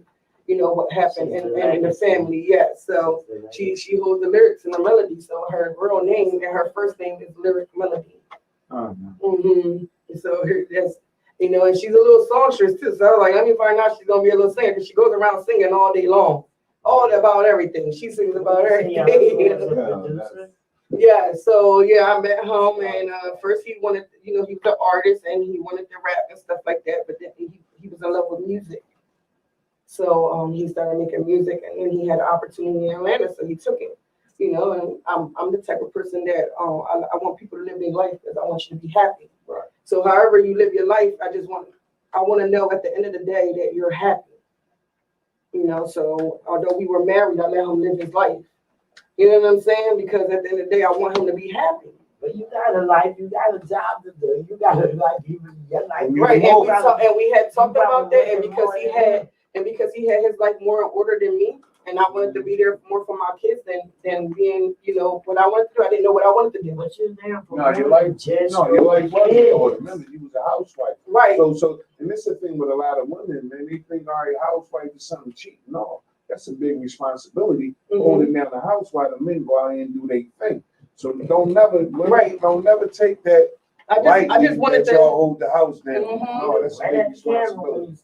I just had to make sure I got my wife in here. I got my I know. I seen you just make sure I didn't get my jaw. Wanted to be like this thing will be here forever now. We can always hold him to that. It's bigger than me, no Brown. You know the deal. I just wanted to homeschool my kids. That's what I wanted to originally do. I wanted to homeschool my kids. I was the oldest out of my mom's 4 kids, and my mom had a disability, a learning disability. So by the time I was in 1st or 2nd grade, she couldn't help me. You know what I'm saying? She couldn't literally help me how to do my homework or anything. Right. So I was more independent since I was young because a lot of stuff I had to do on my own. And my mom was a heavy partier and drinker, and she was doing drugs, and the drugs got so bad that we had to be removed. We were removed and sent to Puerto Rico, and I spent some time in Puerto Rico as well. And I was definitely independent up there. I was a victim of racism up there. I went through a whole lot up there. So, right. I was called a lot of words up there, but tabaco, and a lot of things happened to me up there that will be and meet me in the middle. And I went to school up there too. And I guess, me just wanting not to go home. I joined anything and everything there, and I didn't even know a lick of Spanish of reading or writing. I knew how to speak it, but I didn't know how to read and write. And the same way Spanish down here is English up there, as a class. So these 2 girls were struggling in English, and of course I was mastering English because that's all I really knew. So I told them, I said, guess what? I know English, y'all know Spanish. Y'all tell me what I got to do in Spanish, and I'm going to tell y'all what to do in English. Right, but I was always slick, so I learned what I needed to learn, and I bounced. I didn't finish teaching them English. I got to look bad, but no, I never. Yeah, I learned how to read and write real fast. I was like, that's it? Oh, okay. And then like, you need to help me a year later after volleyball practice or that practice or basketball practice. Like I didn't even really have, in my mind, I didn't have time because I wanted to keep it occupied from what was going on. I didn't have time. Like I had time to learn and get myself out of this situation. Why? Because at the same time, thinking about my mom told us she was sick and that's why we had to go. I didn't know my mom was heavy on drugs. And what landed is there, so I'm thinking about my mom, like, is my mom still sick? And there's so much was going on. I kept on writing letters to my mom. Mom, are you okay? Mom, come get me. Mom, this is going on. Mom, this, mom, that. Throwing letters in the mailbox. Well, one thing I learned later on in life was that I never put a stamp. So none of the letters got to my mom. And I couldn't tell my mom what was going on because I was threatened if I told my mom what was going on, I wasn't going to go home. So I wanted to go home, and long lasting 2 years, I got home.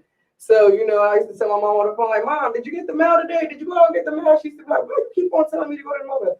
Oh, you know, I just want you to check the mail. The whole time I want to tell her so bad, like, girl, come get me. Like, you do not understand. It is bad up here. Until I got off the plane and she saw how bad I was. I was anorexic, like I was so malnourished from being so hungry up there. You could like literally see my collarbone, can't see them today. So, you know, and right, and like my hair was so matted from not being washed or combed out or treated right. Like my mom, like when she saw us come off the plane, like I wish I could have recorded because she couldn't believe it. She was cussing my dad out so bad, and my dad was like, "But I've been right here, you know, right next to you. Like, how did I know that was going on?" She was like, "No, you're going to buy me a plane ticket. I'm going up there, and I'm going to beat your mom up." Like, she knew for sure that she was going to beat my dad's mom up because she was the one who was basically torturing me for being a dark-skinned Puerto Rican and not. Wow. And a lot of that to go down. Okay, so finding out your mom was on drugs, not a real sickness. Knowing that I know everybody and has a person in their family that's been on drugs. Right. Me per se was my father. It was told me that he was sick. But when I found out it was a drug reason why he was sick, and my head was like, wow, that's not sick. How did that make you feel when you came to the light of knowing that she was on drugs? It didn't make no difference because my mom, like, she was a partier. My mom, come to find out, you know, she was going through her own trauma. You know, she was coping, having a coping mechanism. Now that I was older, I found a lot of people do drugs to cope. And so my mom's escape was drugs and partying. So we drugged and we partied. Like we saw her smoke weed and we partied. We all partied. Like I have a scar right here, and this comes from a guy literally being at a party and was so drunk he just turned off the cigarette on my hand. Like, you know what I'm saying? So like it just comes like my mom always had us around crazy situations, but it was fun. You know? So it was one of those things, like it was fun. It was like, but she had drugs. I don't know. She had God us. said it was okay to have kids around. And that was the most important part. That no matter what happened to her, she had us. And she fought through that all the way until, you know, until she couldn't no more. Until we were older and we had our own families. You know? That's why you need to appreciate your mom, because the things that you was harboring wasn't even towards her, and she knew that. That's why she showed that love.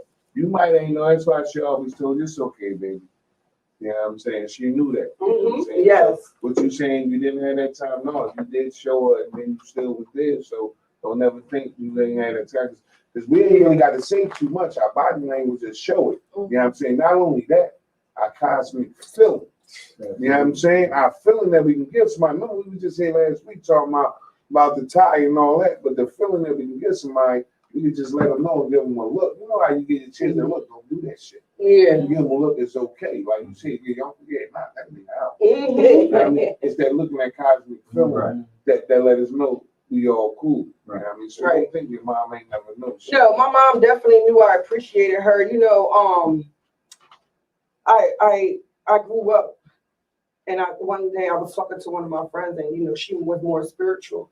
And she like, you know, they say you gotta honor thy mother, thy father. And I was like, what you mean? She's like, no matter what you know, if you don't like your mom, you still gotta be there for your mom. So I was like, all right. I'll take that, you know. So we spent a lot of nights in the hospital with my mom being sick, and I just sit there. Like we would literally won't talk.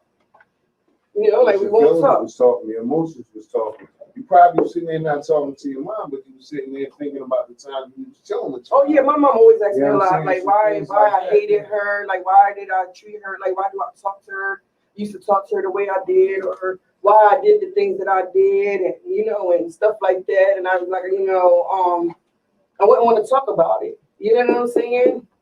And then and then she was more like the way she said it, like how he was asking, how do you cope with somebody with PTSD? But I didn't know I had it at that point in time. But one day, like probably like I want to say a year before my mom passed away, You know, she called me one day and she was like, oh, you know, them kids got to go to school. My kids suffer from PTSD so bad they didn't even want to go to school. And then I didn't get no help from the school system, so I just kept them home with me. They were safe home. That's all that mattered to me. They were safe home. And so, you know, one day I told them, I said, you know what, Mom? This is it. I'm just going to lay it out. The reason why I don't answer the phone for you is because of this right here. The reason why I don't come over when you ask me to come over is because of this right here. I said, you know, I'm 1 to 5 because at that time I had 5 kids. I said, I'm 1 to 5. You don't think that I want a better life for my kids. You don't think that I want them to go to school. You don't think that I want them to do, you know, they were all athletes. You don't think that I want them to do the athletic things they were doing. You don't think that every single day I try to find a new way to help my kids out, you know, with no help. I said, you know, Mom, I just graduated from nursing school. No help. You know, so Mom, you know, if I sound ignorant, if you're not going to come help me with my kids, then I advise you just leave me alone because I have enough going on in my head that could take somebody out. Right. You know what I'm saying? And I'm holding strong and trying to take care of my kids and myself. And then I just took in a whole lot of information for 18 months inside nursing school to become a nurse to be able to help my daughter. You know what I'm saying? I took the fast way. And in the meantime, I was going into hospitals and ICU, seeing my daughter's injury increase significantly. You know, I was telling people all the time, like, don't ask me for advice because I know I was out of my mind. You know, I'm watching out scrubs inside of the bathroom in the hospital, hanging them up inside the bathroom and throwing on some tights and a t-shirt, doing homework, not getting no sleep. Why? Because my PTSD not letting me sleep. I'm worried about my daughter. She gonna make it to see the next day because, you know, she's struggling. She ain't breathing right. So, you know, and then I'm getting, now my car broke down. Now I'm getting help trying to figure out who's going to take me to nursing school, which is none of my family. Nobody from in my family. Yeah, but you did it from the muscle. So I did it from the muscle, so then I felt like I earned the right and respect to tell my mom, leave me alone. Never. You know what I'm saying? If you ain't going to help me, leave me alone. But she didn't. You never tell your mom, because listen, you got to be real. Let me say this right here, and a lot of people forget this. Even you'll notice, even with your young bucks. Like through that time carrying and through that first year, all that right there, all that add up to 100 years. From what you're going through your body, what your mind went through, what you went through, and what y'all go through with these kids, and then y'all got them. So a mother's love, even a father's love, even for just a little bit, you know what I mean? That love and it's still there. So even if matter of fact, let me say this: if you're doing it with a good heart. You know what I'm saying? You're doing it like, listen, I'm just doing this. I'm doing this for my kids and for the well-being. I'm not doing this to please her or anybody. I'm doing this because this is what I can do. And listen, if this is only a little bit that I can do, at least I did it with a good heart. If I say, listen, man, I bring y'all some hot dogs and baked beans to eat instead of some lobster or whatever, I did this with a good heart. I bring that lobster out there. I probably did something else to get that. So it's like a show off. It ain't sincere. You understand what I'm saying? So even if it's just a little bit, that little bit could amount to something way more massive than when you did it on a level that you thought you had to do it on, but it wasn't really sincere. Right. Right. So, you know, you know, then my mom, she definitely understood because then every time I did that, hey, Nick, how are you? How you feeling today, mommy? You know what I'm saying? Like, you doing good? Oh, okay. Well, I was just calling to see how you was doing, and then she'll go ahead and try to hang up fast. But that's what I wanted to hear. Ask me how I'm doing. You know, like she was missing critical pieces. Right. Sometimes you have to be sturdy with your parents because they forget that you are an adult. Right. And they feel like they can still talk to you as if you're the child. Which you are still, but not the little child. You're an adult now. So at this point, you raise me. Let's be friends. Let's get to know each other. Let's get to know who you were. Right. And get to know me as an adult, as a woman, as a man, as this person. Because I'm definitely not the person you raised. I'm the person that I taught myself to become. Along with the lessons you taught me that apply to my life to be who I am. So sometimes you do have to be stern with your parents. Like, listen, put some respect on my name. I'm not that little girl, or I'm not that little boy anymore. I am a grown woman, grown man with feelings. You can't talk to me like this. Either you're going to support me or leave me alone. Right. Sometimes you have to put them in a bracket to where, listen, respect me, and I'm gonna respect you. Right. That goes for everybody. Right, and I didn't say it in an ignorant way, you know what I'm saying? Because I had my emotions on my sleeve. And I was like, you know what, Mom? You know what I'm saying? Like, this is why I don't answer the phone. You know what I'm saying? Like, yeah, I need you to understand. I'm struggling over here. Right. You're bugging me. Like, you know what I'm saying? I don't smoke, I don't drink, I don't do nothing. Like, bro, You know like, what I always respect? What I always respect? Love. No. Love always outreach. Yeah, Always love respect. always. right. Because love is unconditional. And love is going to carry you on. You got to have somebody that respects you that don't like you. Right. You got to have somebody like that don't Nobody that respect you. don't love you. But that will love, not respect that They don't have love, it in them to respect you. that love is what connects us. Like, it's been plenty of times, me and my mom was in the same room. Like, my mom asked me to do her hair because I used to do her hair. You know what I'm saying? Buy her outfits. Like, if we going out, like I had an event or something, buy her outfit, make sure she looked good. You know what I'm saying? They never even had a talk. But I made sure she was okay. You know what I'm saying? So I respected, no matter how angry I was at her, I still respected her as my mother because I could see the love. I just didn't want the love. And I didn't want none of that And the love reason they want the love because I felt like that love was gonna come with too much. Like, I love her today. All right, now we're gonna be buddy, and then boom, something happened. Yeah, see, it's a trust issue. And then my mom's love, and she loved hard, she loved so many people, was because of her own traumas. She always felt unloved. So when she had her kids, she wanted to love so hard, and then so much happened around her, she just couldn't understand. All she wanted to do was love. So not knowing you was still dealing with a person with PTSD outside of your PTSD. Right. So if I knew that she had PTSD and I had PTSD, then our relationship would end up being way better. But because we didn't know, because this is generational, and you know, a lot of generational stuff people don't talk about. Hey, listen. It went underneath the rug, and I had to find out on my own. Not one of us in here was taught how to love. Nobody. Wasn't nobody here taught to love. Wasn't nobody that was really sat down, this is what you got to do. You get taught the birds and bees, you wear this, you do that, you don't mess with that. It's not when it comes to relationship and loving somebody, you ain't been taught that. And see, my mom did all that. My mom did all that. Oh, y'all can have a boyfriend, just tell me. Y'all want to smoke? Tell me. Y'all want to do this? Tell me. Y'all want to go to a party? My mom's in the background, and you won't even know my mom there at a house party. You know what I'm saying? The house parties was there. My mom was following us around. I don't care about that. Y'all smoke y'all. I smoke my own cigarette. That's not Following us what I'm around. saying is, Like, Mom, back please. to the principle and the basic principle of love. That's something that we need to teach. People, listen, when you love these people, even if they do you dirty, I mean, we do it now with the internet, with our little posts and bullshit like that, but have we ever had that conversation when we tell our children, listen, man, you're going to be going through some shit. And this is what you got to do, is have this love. Right. You know what I'm Teach saying? Instagram So more you than do that, teaching your you children. do that, you do that, you do that, we all do that, and then we all got to teach them as though we all do that, because this is what's important. See, right now, it ain't villages, it's houses and private projects raising kids. Right. It's not the village. Young boy run out the street. Young boy, what the fuck is you doing? Young boy, you ain't see that car? Come here, man. Yo, young boy, get it together. Nowadays, Yo, you why can't is you even talking do to my that. kid like that? Right. I'm talking to him aggressively with this friend. Like, why you don't do that? If I say, yo, come here, young, you gotta ask somebody real nice. What time it is, man? I don't know what time it is. Oh, hey, get out of here. So you gotta put that in them. But then they go back to the village. Whereas though we all gotta break out the shelters. Listen, we gotta remember this whole thing was designed against us. You know what I mean? Then we got to know how to create our awareness with beside the awareness that they give us. You know what I'm saying? So it start with the home. It start with us. We sit here and then listen. Never be afraid to express your feelings. And then take your criticism and then talk.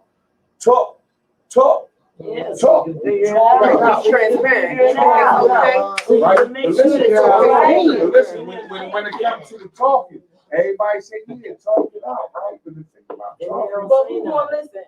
the person you talking to, because that comes to this, that comes. You have a very few people It's that how will you listen. say it. But that's what they say. They Well, say, they'll be that. that's what they say. They say, oh, How like, many of us listen, were here how you now? say, like, No. they ain't listening More than to us. yesterday. It's how you bring your presentation.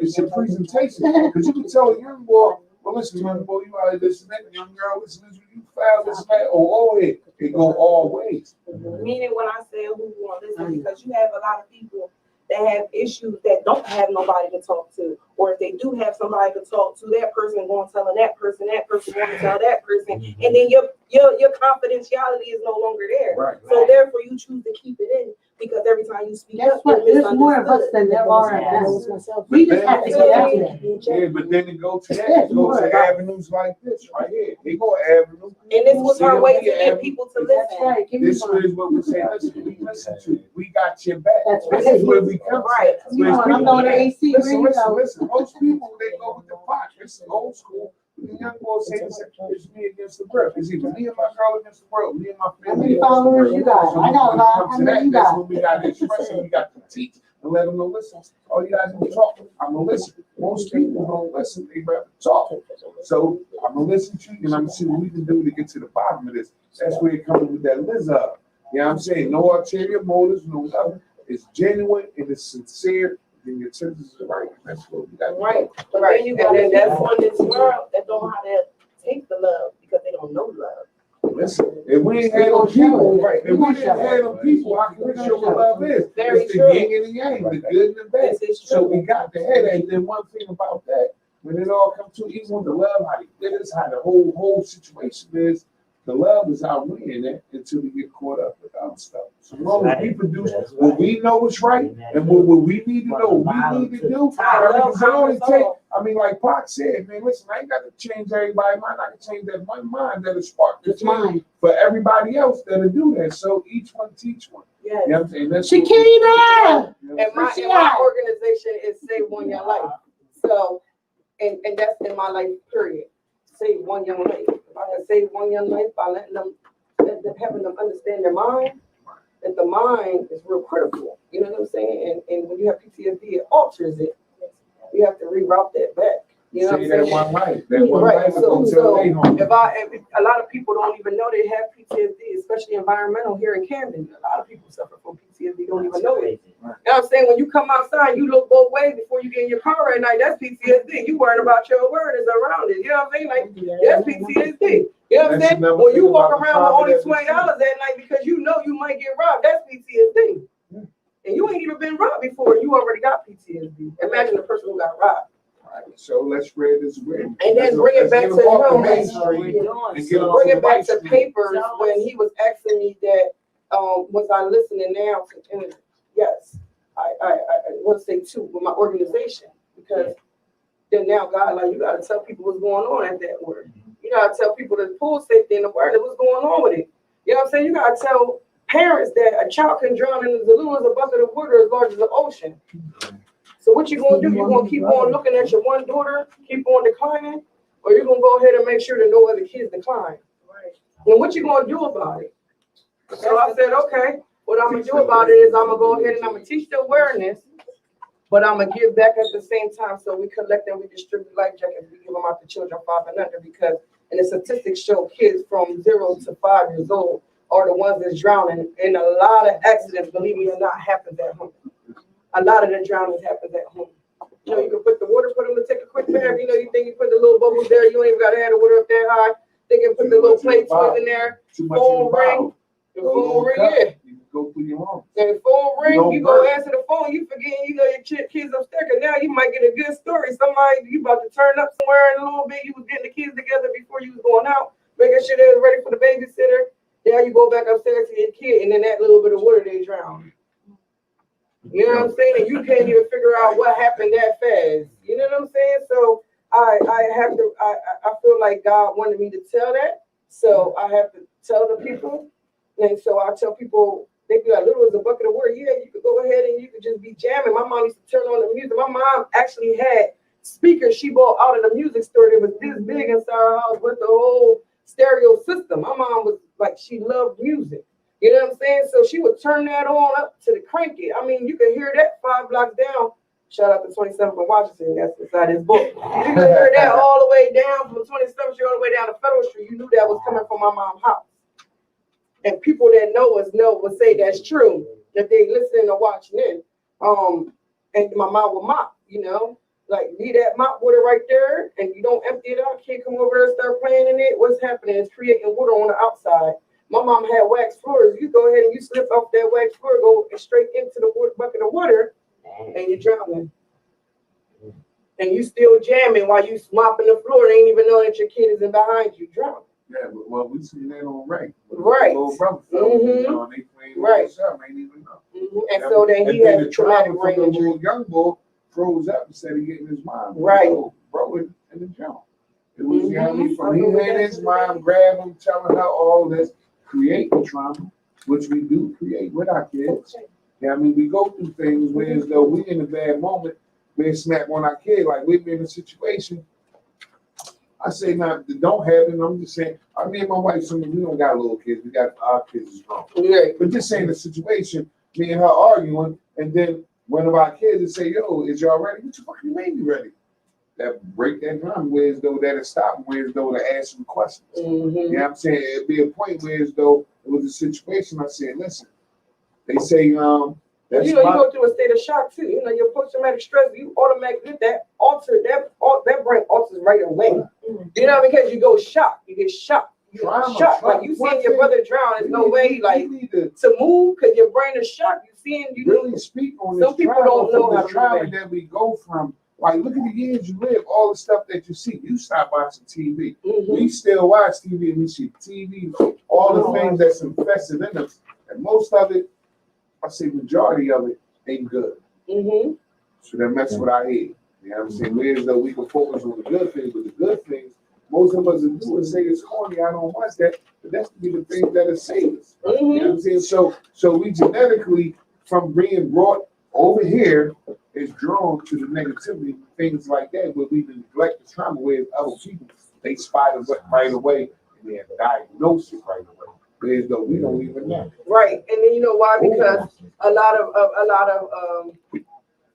as our environment is of the doctors, the medical professionals, you know, we go seeking help, and the first thing they think is that we seeking, drugs. Like, no, we're not seeking. Everybody's not seeking drugs. Everybody's seeking a way out. Like, get us out. You know what I'm saying? Like, it just comes through all of it. We just want to say thank you for bringing it Yes. to life for us Yes. today.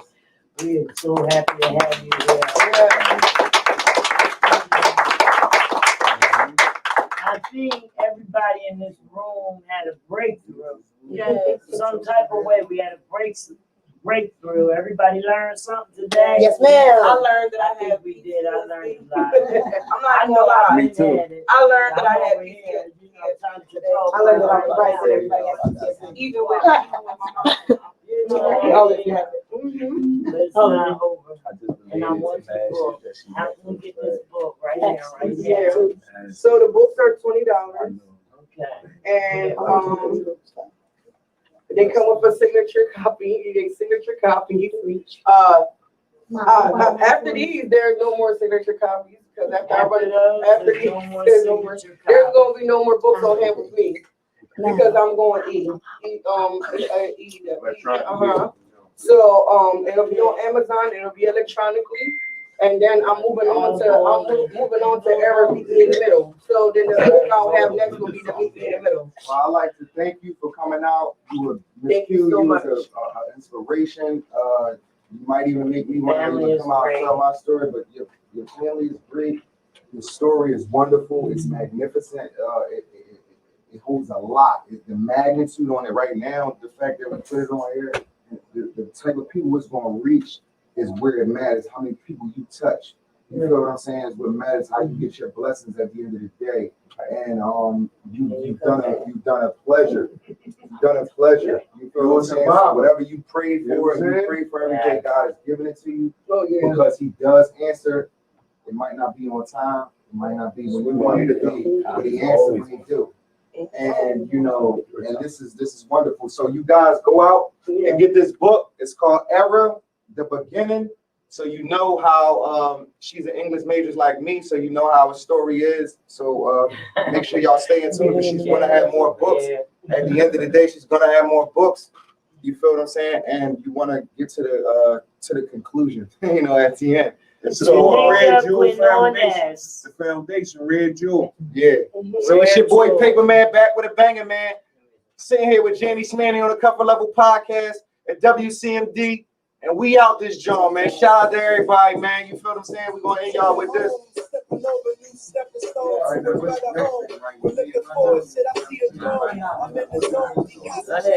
Yeah, so I had reached out to one of my friends. I think he's about to start being here. Beach. He is called Beach that did the Chase Street. He was the behind the scenes filmer for Chase Street. He about to start being here.